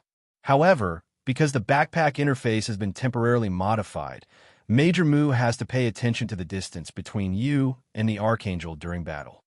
Moo Mingbai nodded his head. Is it to prevent the backpack's output from suddenly dropping or even exploding? Yes. This is something that can't be helped. Twilight Society didn't design too many weapons for the M1 Heretics. Therefore, we can only take some risks. Moo nodded his head, patted Ray Minkai's shoulder, and walked towards his own Heretic. Attention, all ship. Attention, all ship. Level 1 combat readiness. Level 1 combat readiness. Lux's voice rang out. The war between Audubon and the Earth Alliance had begun. The moment the clock passed the final second given to Audubon by the Earth Alliance, Lars Mutayazi, who had been waiting for a long time, immediately gave the order to attack. Time's up. Attack begin. In an instant, the super fleet that was wandering outside Audubon's territorial waters suddenly turned around. At the same time, the vertical launchers were turned on, and missiles were launched into the sky. The moment the smoke rose from the warship's bow and swept across the sky, the Audubon Ministry of Defense's alarm sounded. Report. The Earth Alliance fleet has launched at least 100 ground-to-ground missiles at our territory. They begun to attack. Suddenly, Everyone's eyes gathered on the girl standing in front of the tactical platform. Karjali Yura Ashar. This girl, who was seen by the Audubon people as the successor of the Audubon lion, Minara Asha, was still struggling mentally. Yes, after being reprimanded by Ray Minkai and Lun Mirasahak, Carrie ran to her father and questioned whether what Ray Minkai and Lun Mirasahak said was true. But the girl, who was waiting for her father to reprimand her not to think too much like before, welcomed her father's heavy expression, and then the scene of him nodding and admitting under a solemn expression, "No, this is not true." At that moment, the girl's world seemed to have collapsed. But so what? The girl's world collapsed, but it could not make the Earth Alliance dispel the current situation of attacking Audubon. In order to protect the motherland, and in order to protect the people of Audubon, stuck inside the Ministry of National Defense, Carrie clenched her fists and shouted with a hoarse voice, "Sir, sir! Audubon, all troops meet the attack." Under Carrie's order, the Ministry of Defense, which had been waiting for a long time, immediately began to issue orders to command the front line to meet the attack of the Earth Alliance fleet. In the sky, countless ground-to-ground missiles launched by the Earth Alliance were intercepted and exploded by Audubon's local air defense barrage. Under the flames were the Vanguard fighter formations that took off from the Earth Alliance Springler-class aircraft carrier. As soon as the Vanguard fighter groups carrying anti-ship missiles entered the combat airspace, they immediately flew toward Audubon's fleet in groups, trying to gather forces and destroy the obstacles that prevented the Earth Alliance from landing on Audubon's territory in one fell swoop. This was the appetizer of Earth's joint attack on Audubon. But even so, even with the help of the M1 Heretic, Audubon's local defense forces were still stretched thin in the face of the huge force of the fleet that gathered the strength of two oceans. "Captain, Audubon's army has already attacked." Sitting in the CIC seat, Lakis turned her head slightly and looked at Margaret sitting in front of her. Margaret pondered for a moment, then raised her right hand and ordered, "Archangel, attack. In addition, let Freedom Gauda, Dark Assault Gauda, and Heretic Gauda also attack." Margaret paused for a moment, then continued to order. "First, let Freedom Gauda go to the front line to support Audubon. Dark Assault Gauda will then open up a path for Archangel. As for Heretic Gauda, after carrying the artillery backpack, assist Archangel in anti-air combat." "Understood." Miriaria turned around and exchanged glances with Lakis. She then understood and took over the mission of Dark Assault Gundam and Heretic Gundam. As for the command mission of Freedom Gauda, it was naturally Lakis' responsibility. Freedom Gauda, after Archangel attacks, immediately go to Audubon's front line to assist Audubon's defense. Looking at Lakis on the screen, Ray Minkai gave her a thumbs up, indicating that he had received the order. Immediately, Ray Minkai entered the last program on the keyboard with both hands, and after Freedom Gauda's OS program started again, he pushed the keyboard back to its original position. In the slight roar of the system starting up, the white cat, State 0, jumped down from Ray Minkai's shoulder and merged with Freedom Gauda as before. "Kai, I'll help you look after that pair of wings. You can use it without worry." The winged radiance bearer was Freedom Gauda's trump card. Therefore, no accidents were allowed to happen. "I'm counting on you. State 0. Hee, that's just a small matter. Moreover, I'm also very interested in this pair of wings." In front of him was the ejection channel of Archangel. The thunderous sounds of battle surged out the moment the ejection deck unfolded. In the roar of thunder, Lakis' serious voice rang in Ray Minkai's ears. "Channel cleared. Route safe. X10A Freedom Gauda. Attack."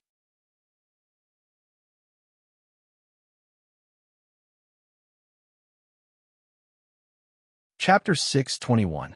There was a great disparity in the strength of both sides. Even though Aubrey had completed the M1 Heretic's Natural Pilot OS program and achieved mass production of the M1 Heretic, its production capacity was far lower than that of the Earth Alliance, which occupied 2/3 of Earth's production capacity.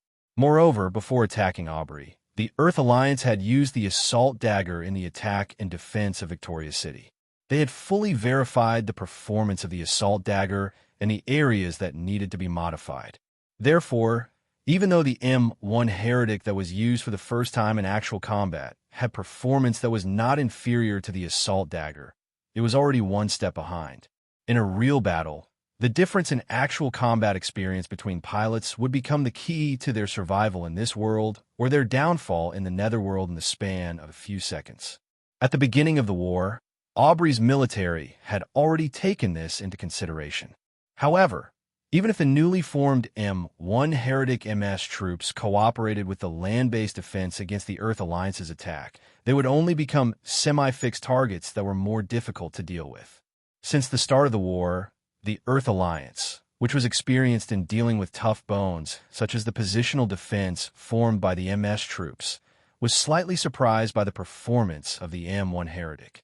They immediately launched a new round of operations. For example, they threw assault daggers into the sky above the coast-to-sea defense line.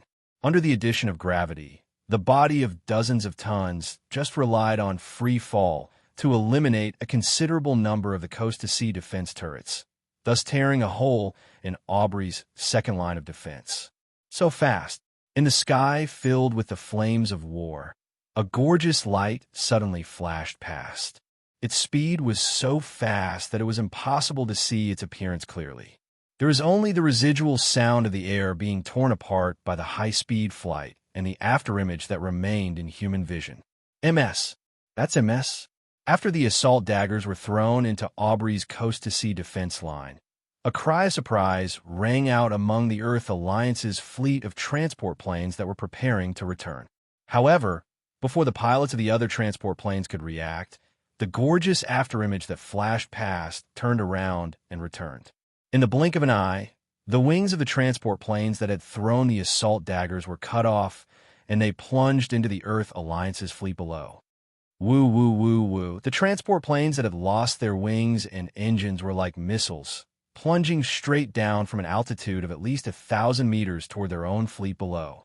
Amidst the wailing of the fuselage,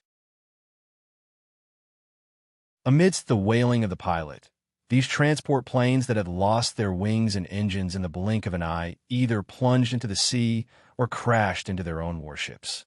The water splashed. Sparks. At this moment, they exploded one after another on the Earth Alliance's subfleet. Amidst the thick smoke, the bloody crewman subconsciously raised his head to look at the sky. The cold blue and white armor. The beam sword was like the scythe of the Grim Reaper, blooming with the radiance of death. There was also the steel giant in the sky that had spread its brilliant wings of light.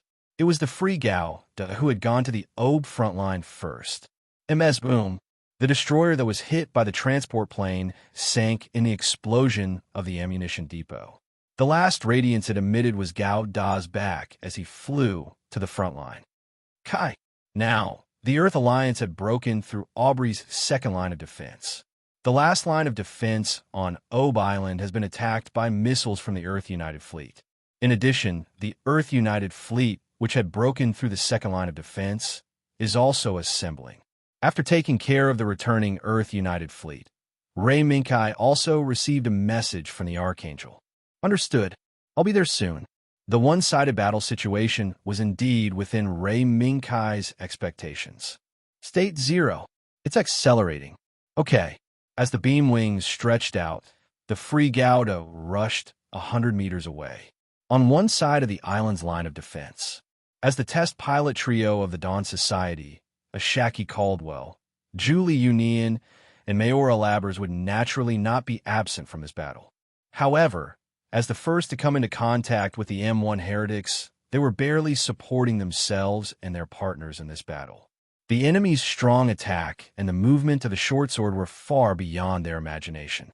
They were also a team of 3 MS fighters, but the cooperation and experience displayed by the other party was something they could not compare to.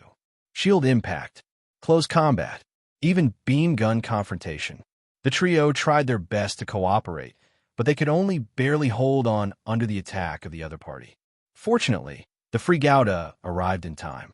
In the whistling sound of the air, being torn apart, the free Gauda, who had folded his beautiful beam wings, activated all the electromagnetic cannons and beam cannons on his body in the blink of an eye.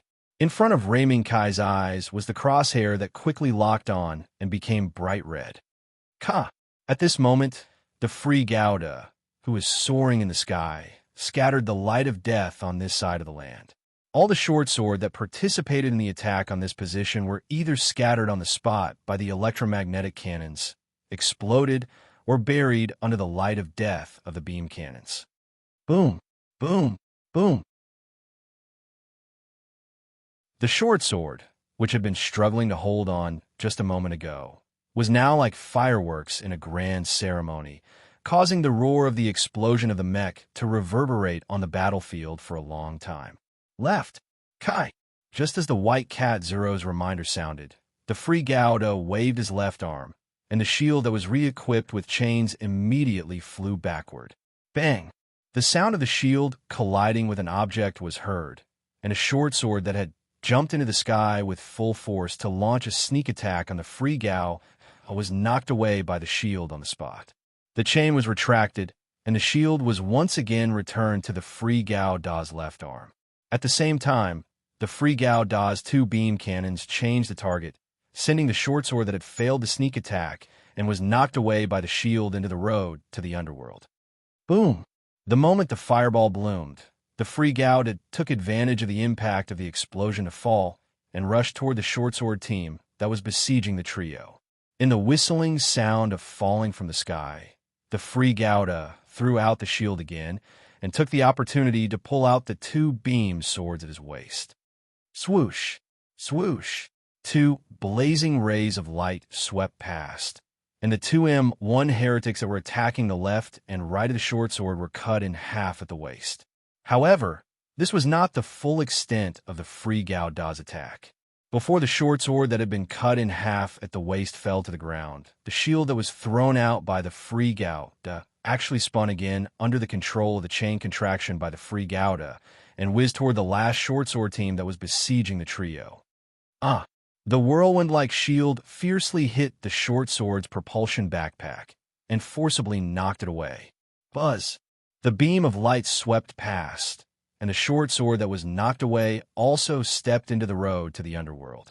In the next second, when the gorgeous light wings spread out again, it was the free Gao Da's back that soared into the sky and flew toward the other positions that were fiercely fighting. So powerful! Looking at the free Gao Da, who was flying away, the trio was stunned. Behind them, the Archangel, which was one step behind, finally arrived. The Dark Assault Gauda and the M1 heretic driven by Mu also joined the battle. Once again facing the Earth Alliance army, Nigger had no concerns. The missiles on the Dark Assault Gao Da's newly equipped armed backpack were all poured out by Nigger toward the enemy's head. 4 triple-mounted missiles, 2 large missiles, in an instant swallowed the 2 short sword that tried to invade this position again. Little girls, don't be in a daze. The battle is still going on. The M1 heretic standing on the deck of the Archangel reminded the trio. Oh, got it. Fortunately, Nigger's Dark Assault Gao Da was resisting the short sword's invasion again. Otherwise, the trio who were in a daze would have been gone. Archangel, I'll go to the front. No problem, right? The sharp-eyed Nigger suddenly noticed that something was wrong in front and immediately issued a request to the Archangel. Margaret immediately nodded and agreed to Nigger's request. Dark Assault Gauda, please be careful. Lakis warned. Understood. Nigger's decision was not a hot-headed decision. Instead, he noticed that the Earth Alliance army seemed to have dispatched the MS team that Ray Minkai called the 3 unyielding experts. He learned from Ray Minkai that these were 3 new MS models developed by the Earth Alliance army, and these 3 new models were equipped with enhanced ergonomics created through human experiments. Their strength should not be underestimated. Thinking of Ray Minkai's reminder and exhortation, Nigger secretly encouraged himself, and at the same time, sent a reminder to the free Gauta then, before Guy gets here, let me stop you. The battle was getting more and more intense. The Earth Alliance army did not expect that under the situation of great disparity in strength, Aubrey could still reorganize his strength when the first and second lines of defense were almost collapsed and the final line of defense was attacked. This caused a sharp arrow attack of the Earth Alliance army to be blocked. Let those three guys attack. Lars Mutta Yazzie adjusted his tie and looked at the captain. The captain nodded in silence. In such an anxious battle situation, it was necessary to use more powerful forces to open up the situation. Therefore, it was time for the three airframes that Lars Mutta Yazzie believed to be excellent to attack. In the aircraft carrier Naku, the three unyielding experts drank the medicine known as the special medicine. When they were about to board the aircraft, Shunny, the pilot of the Prohibition Gauta, suddenly said, "Hey, Olga, Kroth, do you think the big lion will appear again?" Olga and Kroth were taken aback. After looking at each other, Olga smiled. "Is there a difference? However, if the big lion appears, I must teach him a lesson, even if Lars Yazzie stops me again." Kroth also showed a cruel smile. Obviously, the three unyielding experts had reached a consensus. When the aircraft carrier's hatch opened again, it was time for the three Gauta to attack. However, just as the three unyielding experts left Earth's joint air defense circle full of fighting spirit, they encountered an enemy that stopped them. The three unyielding experts felt a sense of familiarity from the pitch-black airframe, but they still couldn't figure out what was going on. Hey, what's going on with this airframe? Why does it look so familiar?" Shunny screamed a few times. But Olga, the pilot of the Gauta, didn't care about Shunny's fuss. Instead, she swiftly controlled the Gauta to shoot two beams at the pitch-black Gauta that blocked her way. The Black Gundam nimbly dodged the Calamity Gundam's attack and casually fired a few beam attacks at the Calamity Gundam. No, the Robbery Gundam that was carrying the Calamity Gundam, to restrict its movements. TSK. "Hey, Olga, what did you do?" Kroth, the pilot of the Gauta, was suddenly unhappy. "Don't be angry. What is this called?" "Oh, right. Legitimate self-defense. That pitch-black airframe is attacking us. Shouldn't we fight back?" Olga's sophistry suddenly stunned Shunny and Kroth, and then the two suddenly realized, "You're right. Legitimate self-defense. Shoot him down. Kill him." The thought patterns of the three unyielding experts were so subtle, but Nigger couldn't hear the strange yelling of these three guys in the communication channel. What he could know and feel was the great pressure brought by the cooperation between the three airframes of the Gauta, Kroth, and Gauta. The rapidly retreating pitch-black Gauta raised its gun and shot a few beams, trying to separate the Gauta from the Gauta, but unexpectedly it was blocked by the Forbidden Gauta, who took the position first. Amidst several strange noises, the beams of light shot by the pitch-black assault Gundam actually twisted in front of the Forbidden Gundam and swept to the sides. They did not deal any damage to the Forbidden Gundam. The beams are distorted? Is it the Forbidden Gauta that Kai mentioned? Nigger saw the distorted beams of the Forbidden Gauta and immediately remembered Ray Minkai's warning. "Nigger, if you encounter the Forbidden Gauta, before you destroy its backpack that can distort beams, don't get entangled with it." "Is that so?" Pitch-black Gauta accelerated again, trying to stay as far away as possible. That was necessary. Through the performance of the Forbidden Gauta, Nigger had already understood that the three cockroaches and their airframes were not enemies that he could handle alone. Right now, the only thing he could do was to delay until the Free Gauta arrived. On the other side, the Free Gauta, who acted as a battlefield fire extinguisher, relied on the extreme speed brought by the flying wing-type Radiant Bearer to wander around the battlefields of the island in a lightning-like manner. Whether it was the battlefield fought between the MS on both sides or the sea area where the fleets fought between the two sides, the Free Gauta could be seen everywhere. Under the active presence of the Free Gauta, the slightly frustrated morale of Aubrey's side was boosted on the spot every time he saw the Free Gauta. On the other hand, the Earth United side was much more frightened. Among them, no one knew where this airframe with light wings came from. They only knew that once the free Gauda appeared on the front line, the offensive of the Earth United side would inevitably be thwarted, and it was even possible that the frontline troops would be completely wiped out. Beep, beep, beep. While roughly suppressing the offensive momentum of the Earth United, Ray Minkai frowned when he received an urgent message from the Forbidden Gao, the Nigger, and the three cockroaches fought.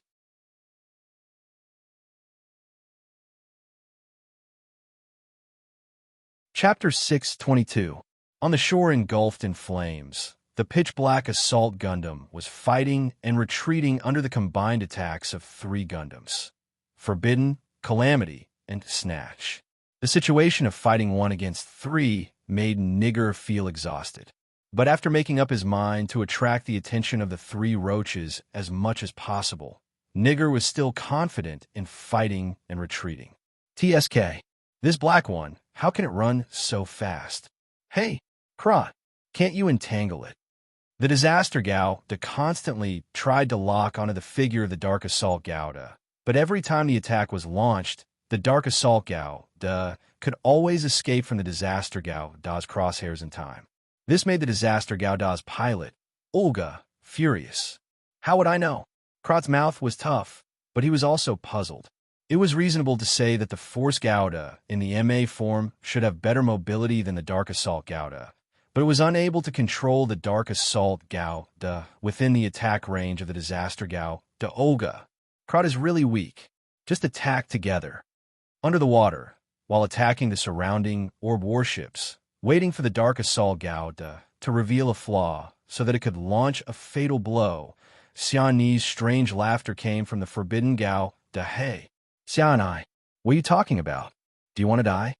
As soon as he heard Xia and I encouraging Olga to attack together with him, Krot was furious. In the next second, the Force Gauda that should have rushed straight to the Dark Assault Gauda suddenly turned and rushed toward the sea below where the Forbidden Gauda was. Buzz! At the same time of rapid descent, the 100mm beam cannon at the mouth fired a shot at the Forbidden Gauda. Scorching beams of light poured down in torrents, directly exploding the sea surface where the Forbidden Gundam was. Boom! In the tens of meters high splash, Gauda broke through the water column and steadily landed on the deck of the orb warship that was affected by the explosion.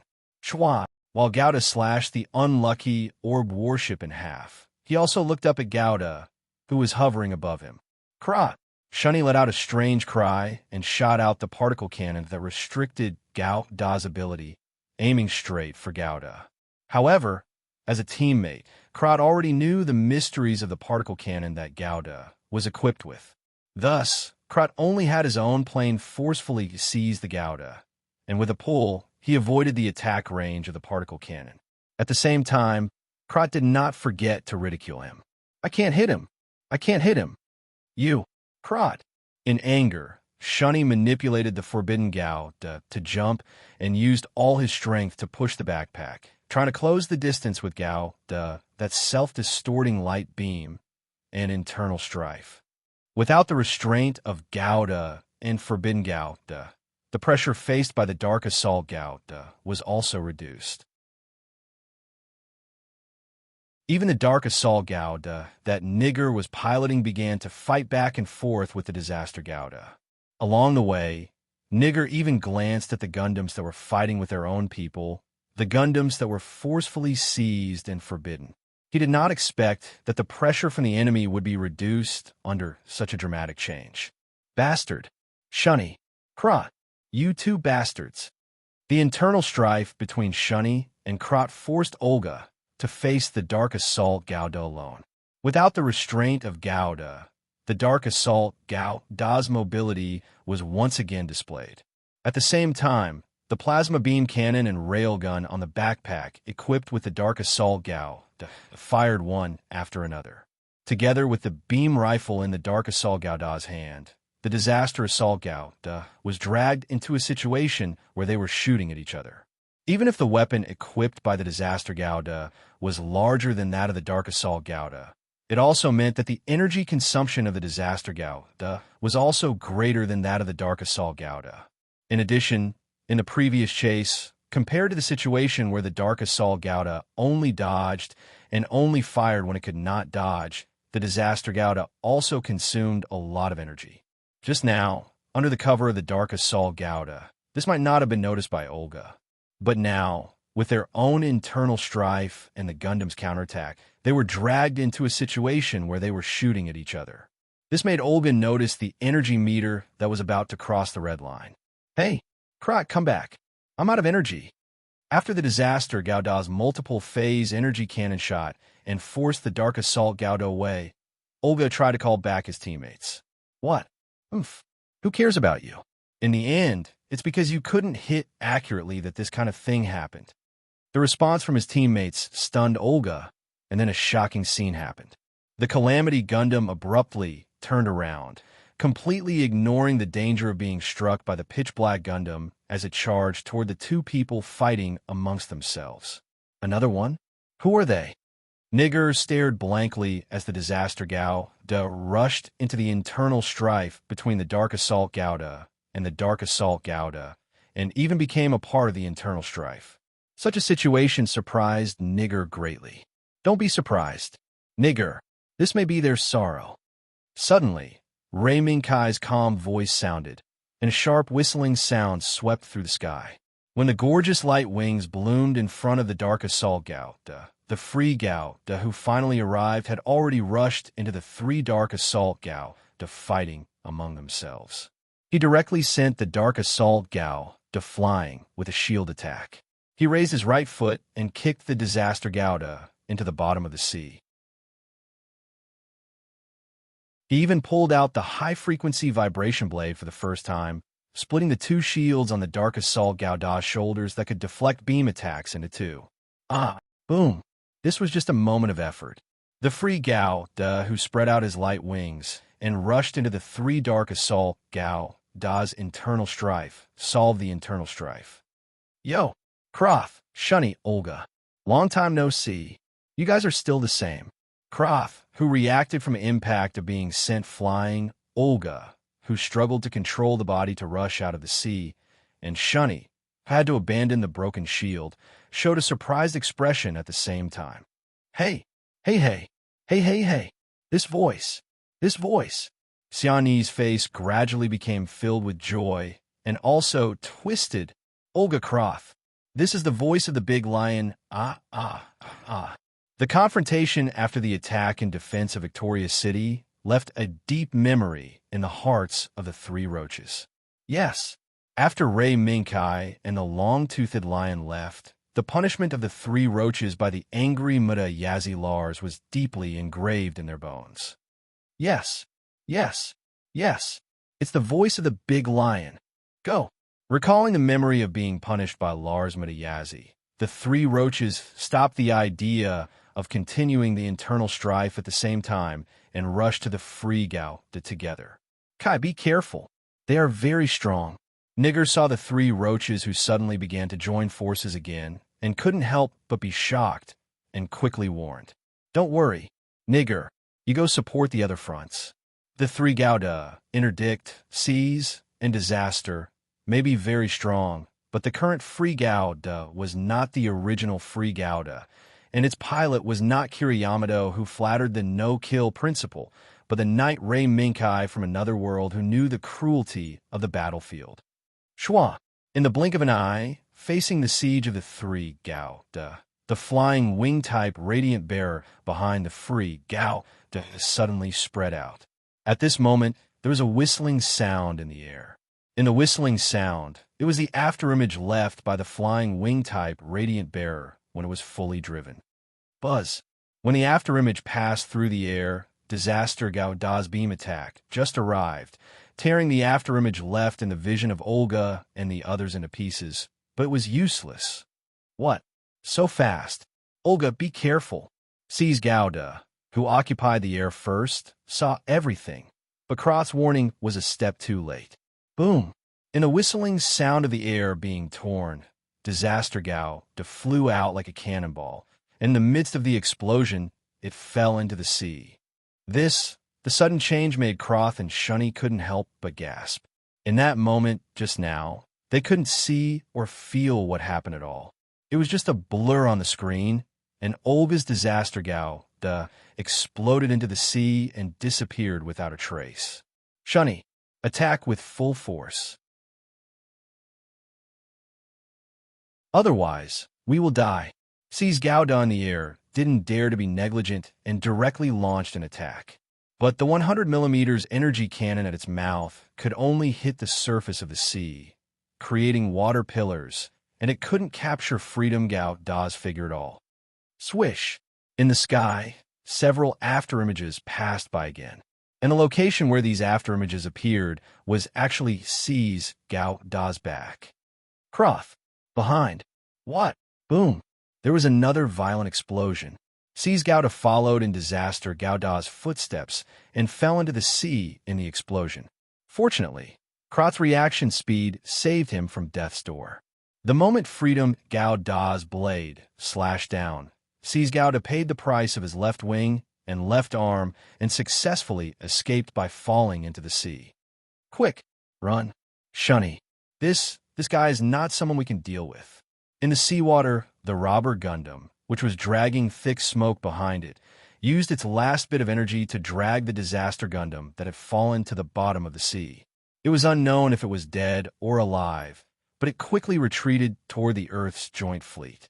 Above the sea, under the gorgeous flowing light wings, Freedom Gouda, who was floating in front of Sees Gouda with a shield in his left hand and a sword in his right hand, was like a god, making Shunny unable to resist at all. Terrifying. Terrifying. Too terrifying. In just a blink of an eye, Disaster Gouda and Sees Gouda were both beaten into the sea. Under the scorching sun, Gouda's sword vibrated with a cold light, making Shunny shudder. Just when Shunny thought he was going to die under Freedom Gouda's sword, a few assault dagger teams appeared on the shore not far away, providing cover for Sees Gouda.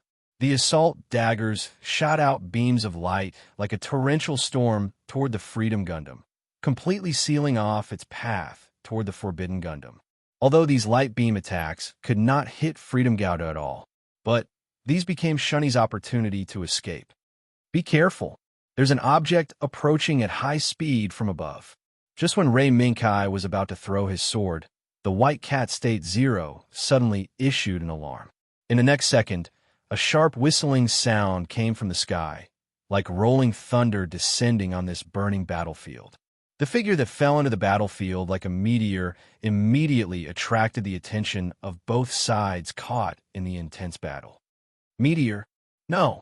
If it was a meteor, it would have been burned by the atmosphere long ago. It's an orbital airborne.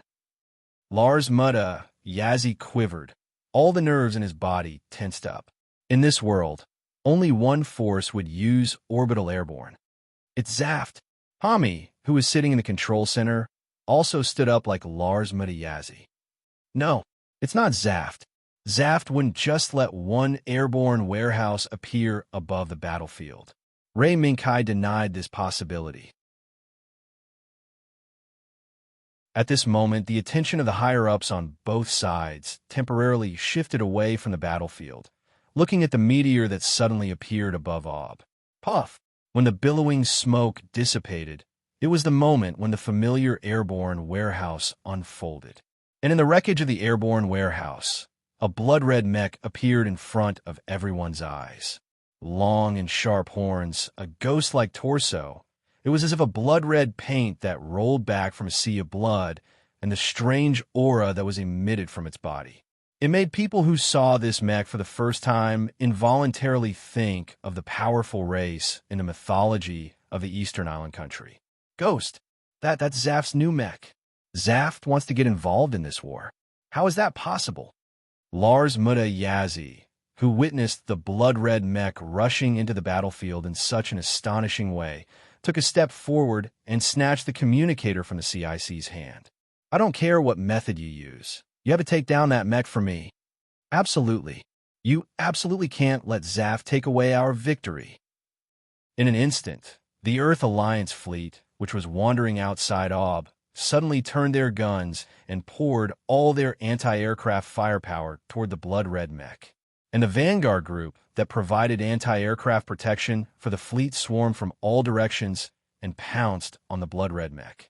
However, just as the anti-aircraft firepower of the Earth Fleet and the Vanguard group were about to complete the encirclement of the blood-red mech, the blood-red mech suddenly disappeared. What? Disappeared? How was that possible? The anti-aircraft artillery that tore through the sky but had no results. The Vanguard group that lost their target was like a headless fly. Everyone who was paying attention to the blood-red mech was shocked. However, Ray Minkai had already seen through the true nature of the blood-red mech, the vow between God and man, the holy accord, Gouda. I didn't expect you to appear here. Then, who will your pilot be?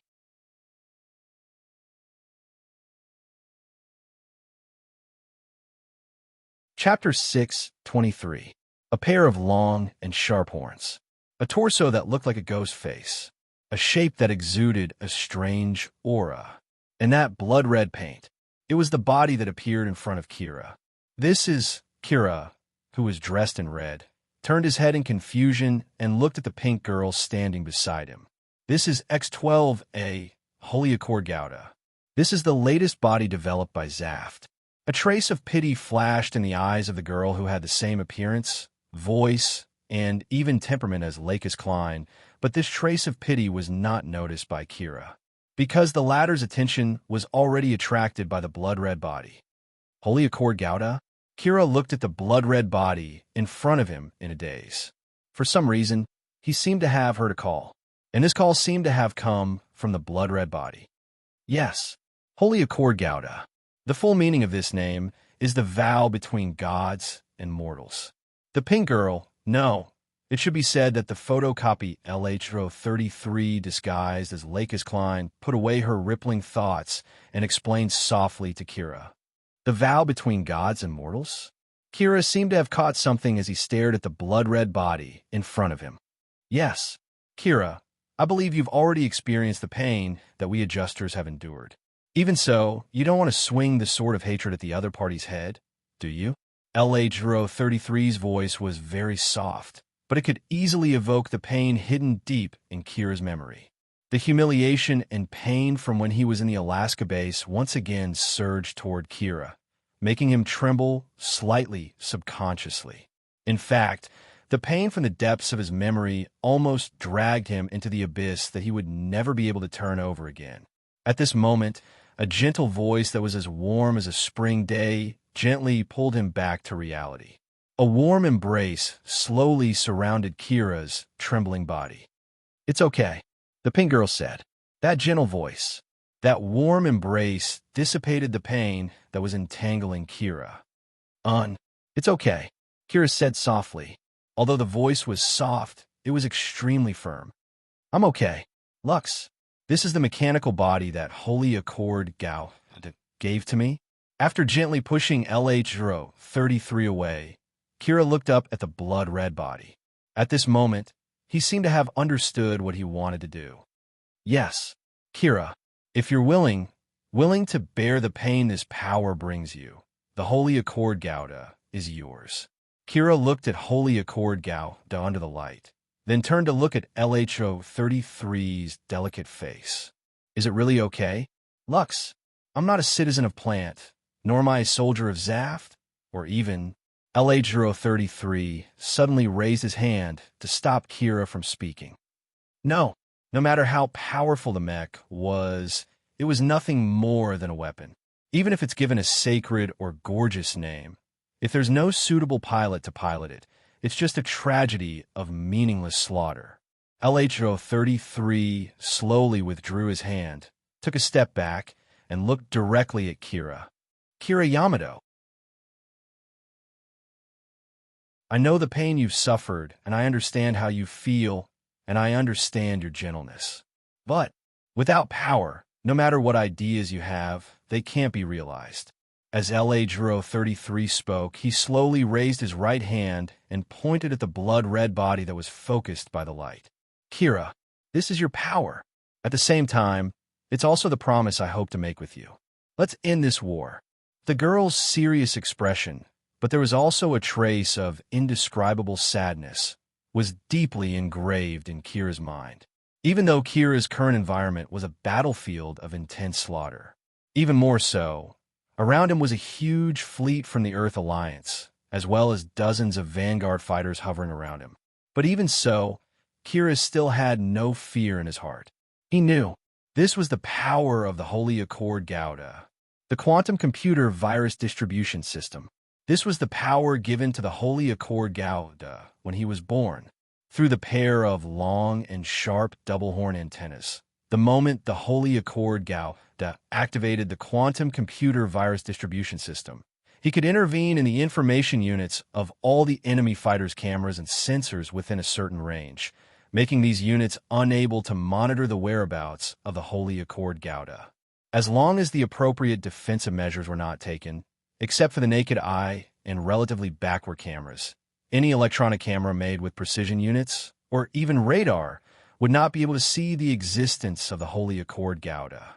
So, even if there was a huge fleet gathered by the Earth Alliance below, even if there were more and more Vanguard fighters around the Holy Accord Gauda, but the weapons that relied on electronic fire control to launch attacks could not lock onto the Holy Accord Gauda. This is the power of the Holy Accord Gauda. My power, Kira muttered silently as he looked at the Vanguard fighters hovering around him. Then, Kira raised his hand and opened the communication channel. Notify Zaft, Ob, to immediately stop this meaningless war. As soon as this was said, both sides were shocked. What? A mere weird-looking airframe dares to tell us to stop attacking. What a joke. Muddy Azrur's right hand clenched into a fist as he roared in anger. Attack! Take down that airframe for me. Do it. The first mate glanced at the furious Lars Muddy before looking at the captain. But after the captain nodded slightly, the first mate explained, That's right. Your Excellency Lars Yazzie. Our fire control system seems to have been invaded by an unknown computer virus, and we can't lock onto the red airframe. What? Lars Muddy stared at the first mate. The first mate was unmoved and responded calmly. Yes, that unknown computer virus made our system unable to capture the red airframe at all. I'm afraid we can only use the naked eye and cameras that don't use digital systems to capture the red airframe. Cannons.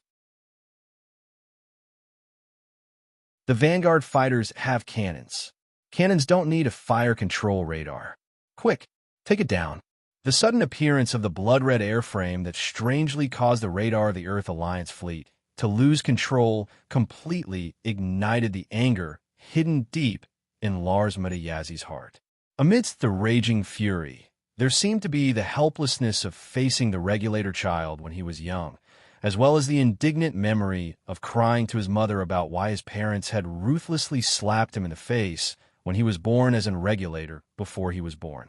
Yes, the appearance of the blood-red airframe had already triggered the unreconciled memory in Lars Muddy heart. 2. Under Lars Muddy order, the Vanguard fighters hovering around Holy Accord Gauda immediately launched an attack.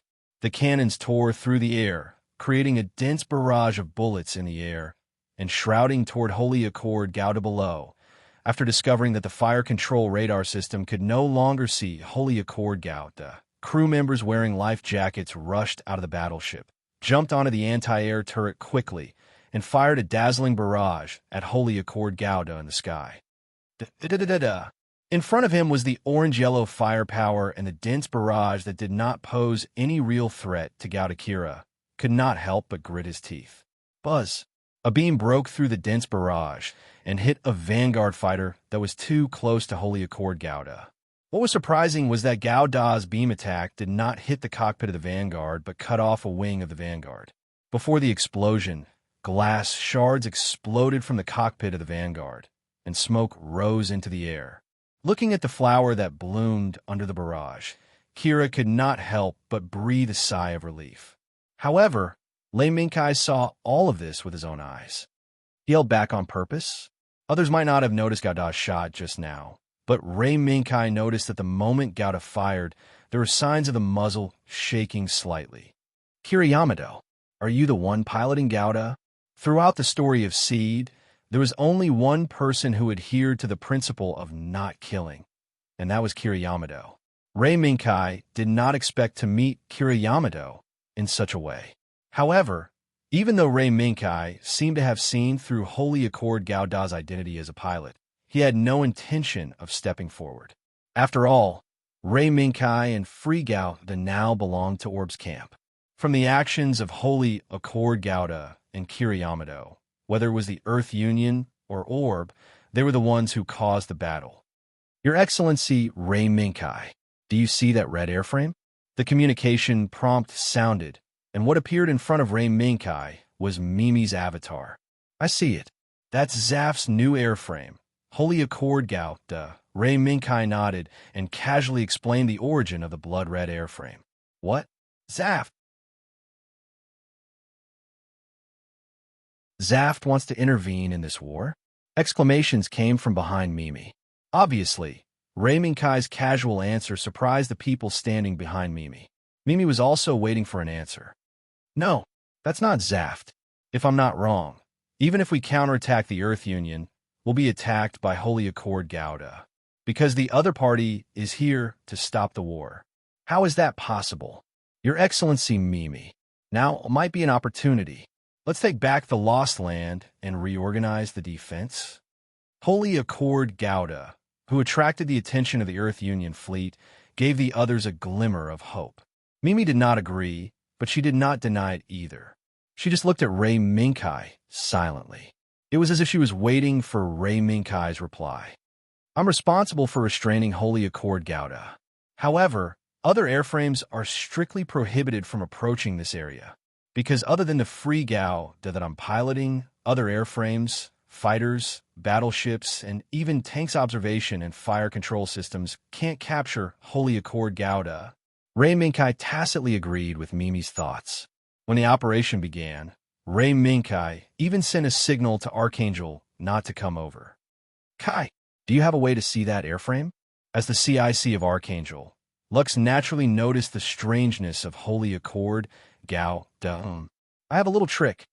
Rei Minkai gave a thumbs up, then pointed to his shoulder. Even though there was nothing on Rei Minkai's shoulder, Lakis already understood what was going on. That was where the white cat often stayed. The little white head raised slightly, and a hint of seriousness flashed in its golden eyes. Kai, I might only be able to let Free Gauda see that airframe. That's enough. The screen in front of Rei Minkai flashed, and in the dense bullet screen, there was suddenly an additional blood-red airframe that moved back and forth, dodging left and right. Just as the white cat said, it let Free Gauda see Holy Accord Gauda. This was because around Free Gauda's golden electronic eyes, there were traces of pulsating, flesh-like golden veins entwined around them.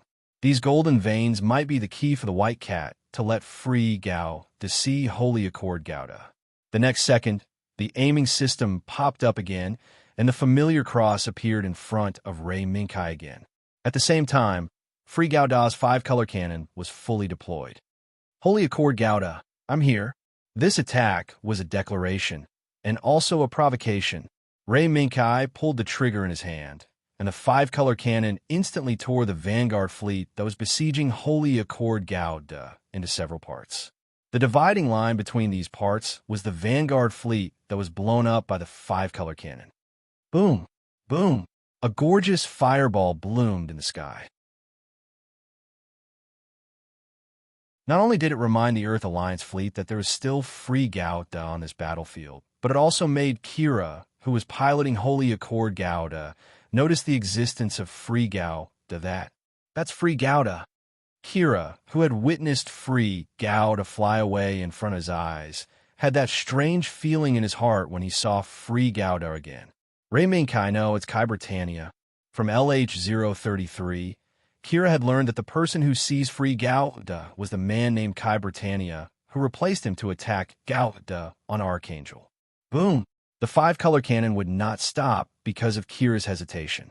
On the contrary, with the continuous firing of the 5-color cannon, the vanguard fleet besieging Holy Accord Gauda rapidly decreased, almost unable to maintain the encirclement of Holy Accord Gauda, allowing Holy Accord Gauda to escape. In the blink of an eye, with Free Gauda's help, Holy Accord Gauda, who had successfully escaped, arrived in front of Free Gauda. Holy Accord Gauda, are you Kira Yamato? As the thick smoke emitted by the heat dissipation system filled the surroundings, a familiar voice sounded in the cockpit of Holy Accord Gauda, Teacher Kai Britannia. Are you the one who took away that airframe? Kira recognized this voice. That's right. It was Kai Britannia's voice in Kira's memory.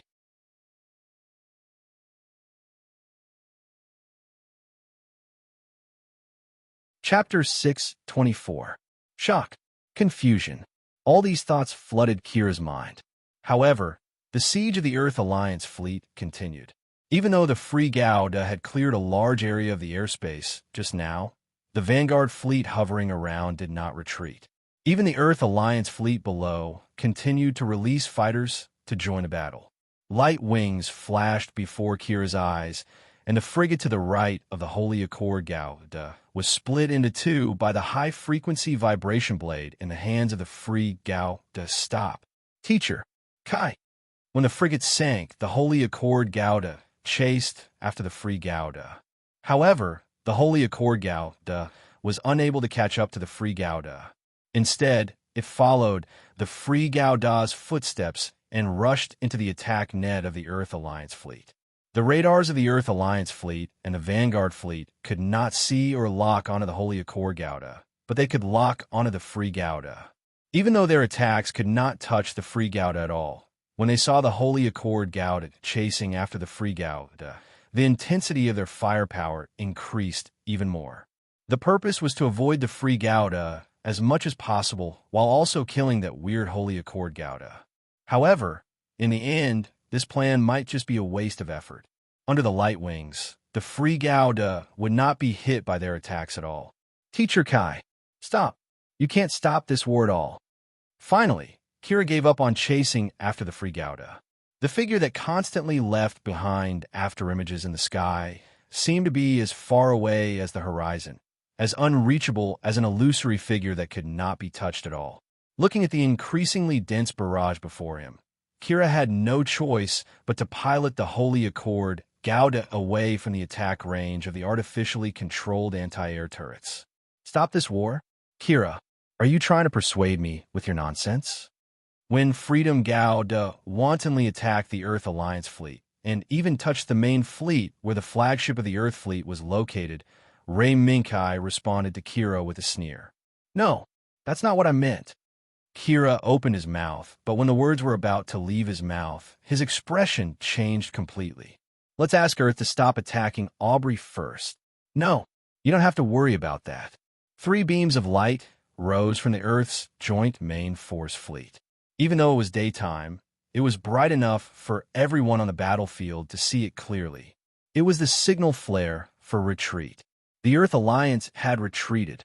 Battered and battered, the assault short sword left the devastated wreckage and burning battlefield, leaving behind the equally battered and battered opponents, the M1 heretics who could barely continue fighting. Is it over? The 3 Dawnlight Society test pilots were panting. Looking at the assault short swords that were covering each other's retreat, they could not help but feel that they had just survived a disaster. Keep your spirits up. Little girls, be careful of the enemy's surprise attack. Compared to the 3 who were almost exhausted after the fierce battle, Mu's expression was much more dignified. From participating in the frontline battle until now, Mu had very clearly realized the difference in strength between Aubrey and the Earth Alliance. Even with the help of Freedom Gauda, Dark Assault Gauda, and Archangel, it would be difficult to escape. This battle is not over yet. If possible, I hope you can rest as much as possible. Another person who also realized this point was Nigal. Yes, understood. The trio hurriedly replied. Major Mu, that airframe. Nigal's gaze fell on the blood-red body that was confronting Freedom Gauda. I don't know. The moment Holy Accord Gauda appeared and made the broadcast, Mu had already recognized the other party's identity. What Mu did not expect was that Holy Accord Gauda's pilot turned out to be Kira Yamato, who had been missing for a long time. And judging from Freedom Gao Da's performance, Ray Minkai did not seem to have any intention of welcoming Kira's return. On the contrary, through Freedom Gao Da's actions, Mu seemed to have seen that Ray Minkai seemed to be guarding against Kira. Notify the entire army, except for the 3rd, 4th, and 5th Mecha teams, the 1st and 3rd fleets, to be on alert. The rest of the troops will start to take turns to rest and resupply according to the plan. The medical team will prioritize treating the seriously injured. The Earth Alliance landing force that could not take down the enemy for a long time finally retreated after leaving behind a city destroyed by the war. Looking down at the destroyed city below, Yi Zichen was stunned. Looking at the medical personnel with the Red Cross armband and blood-stained white clothes running back and forth on the smoky battlefield, Kira suddenly felt powerless. The propulsion backpack slowly stopped operating, allowing Holy Accord Gao to land on the beach that was relatively intact compared to the devastated battlefield. And opposite Holy Accord Gao was Freedom Gao Da. Ray Minkai was already standing in front of Freedom Gao Da. He looked at Holy Accord Gao Da and Kira Yamato, who walked down from the cockpit.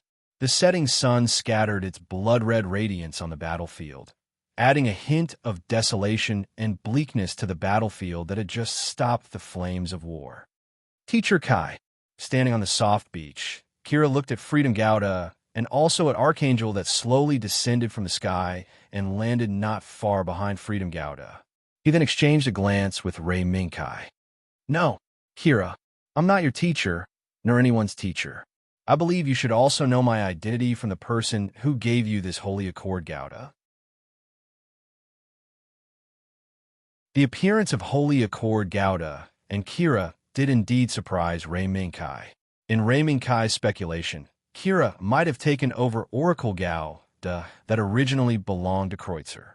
He did not expect that the one who appeared before him was this Gao Da with a powerful, unkillable power. Hearing Ray Minkai's denial, Kira's eyes dimmed a little. Ray Minkai, the last survivor of Julius 7. After recovering, he entered Zaft Military Academy, but did not graduate successfully. After his movements were unknown for a period of time, he joined the Spirit Comfort Group as a guard. Then, under the conspiracy of some people, he died on Julius 7. Because he sacrificed himself to protect Lakis Klein's safety, he was posthumously recognized as a hero by the Supreme Council in Zaft. Is that so? Before Kira could finish, Lei Minkai continued to speak. Kira could only nod silently. And then? Did those people say that I'm a traitor or something? Ray Minkai was very curious.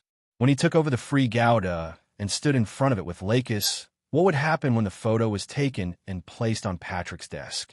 No, I don't know. But she didn't say anything about you. What surprised Ray Minkai was that Zaft and the Supreme Council seemed to have suppressed the news of the Free Gao Da being taken over. The her that Kira was talking about was probably the photocopier who had replaced Lakis Klein. Yes, Lakis Klein. Although Kira did not say it out loud, his eyes probably said it all. Kaz, Dole, and the others have been looking for you for a long time. Why don't you go and meet them? Although he did not say much, Kira could feel Ray Minkai's resistance. Teacher Kai. You don't have to call me teacher anymore. Kira Yamato. I'm just a deserter from Zaft. Kira subconsciously stretched out his hand, wanting to stop Ray Minkai, but he was unable to do so. When Ray Minkai turned to leave, Dole and Kaz rushed out of the Archangel with faces full of excitement. Kira, you're back. Behind the reunited friends was Ray Minkai's back that was gradually getting further and further away. And this scene was also seen by Mu. As expected, even if Mu saw it, there was nothing he could do. The gap between the two of them could be clearly seen, and it was not something that could be resolved with words. If they were to pursue the matter, perhaps they had different thoughts. The night of the battle was quiet, but also noisy. The calm sea was still occupied by the Earth Alliance's fleet. The order to gather from the flagship was constantly issued. Under the strong attack of the Free Gao Da, the heavily damaged Earth Alliance's fleet was gradually replenished. But this replenishment was at the cost of giving up part of the encirclement. During the battle during the day, The three Gauda that were heavily damaged by the Gauda were also undergoing intense recovery work. Whether it was the fleet, the airframe, or the combatants, from individuals to the fleet as a whole, it was like a giant beast that was licking its wounds, silently accumulating strength to launch a fatal blow. This was something that the higher-ups of Abu, represented by Amy, were clear about.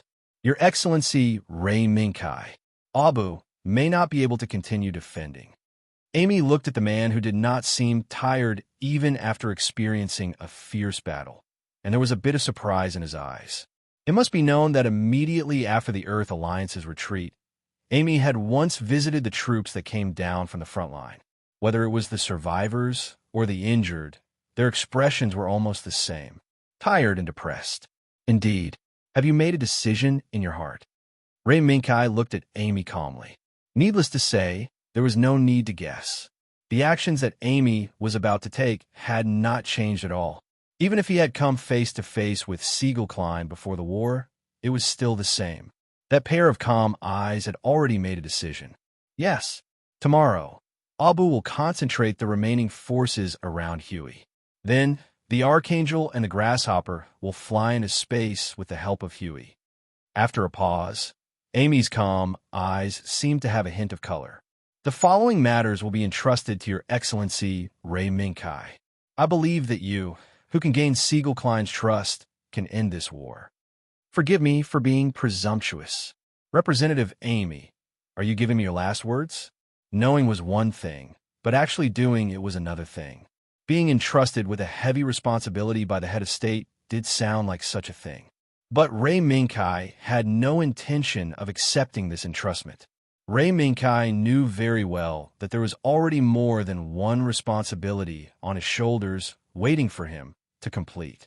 Lakis Klein was right in front of him, and Her Majesty the Queen of the Britannia Empire, who was far away in an unknown dimension. When Ray Minkai saw through his plan, Amy could not help but be stunned for a moment. Then he showed a trace of a bitter smile. Have you seen through me? This is not a very difficult thing to do. Representative Amy. Perhaps, other than Carrie, the others have more or less seen through your thoughts. Amy gradually calmed down. It was as if he was not a person who was about to die. There is nothing wrong with this. I just want to use this action to express our determination to the world. In the current world, either the Earth Union who hates the Adjuster and even Plant, or the Zaft who hates the Earth Union and the murderer of Bloody Valentine, and Plant, who hates the Earth Union and the murderer of Bloody Valentine. Apart from this, there is no other place that can accommodate people who are not willing to join either side, the space of a country. Perhaps it was out of habit, when talking about the structure of the world, Amy subconsciously talked about his and Aubrey's ideals. But, just like when he met Kira again, Ray Minkai had no intention of listening to these ideals, nor was he in the mood to listen to them. I did not have any intention of objecting to Representative Amy's ideas. But, after you carry out your ideals and show the world Aubrey's ideals, what will happen to Carrie, who is left alone in the world? Cuckley, when his daughter was mentioned, Amy finally showed a trace of hesitation.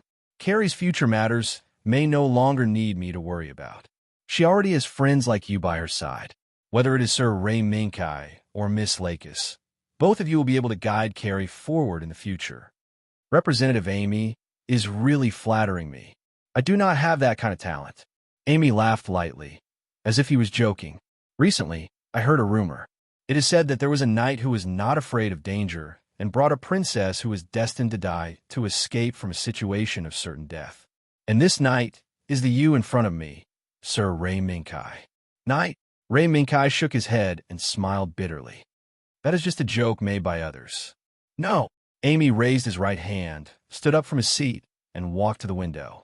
Lakis Klein, Lunmila Sahak, these two girls were born with resources and status that ordinary people could not even dream of.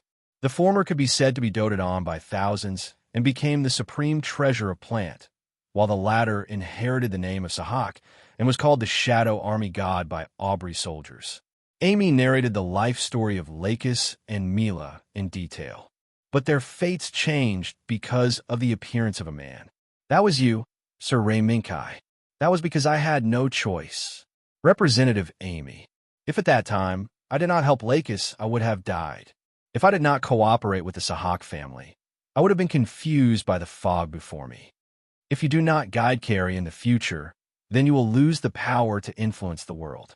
Amy's voice was firm and did not allow for any rebuttal. You're tuning in to the Warrior Lore YouTube channel. Don't forget to subscribe and join us on this journey to catch the most captivating stories.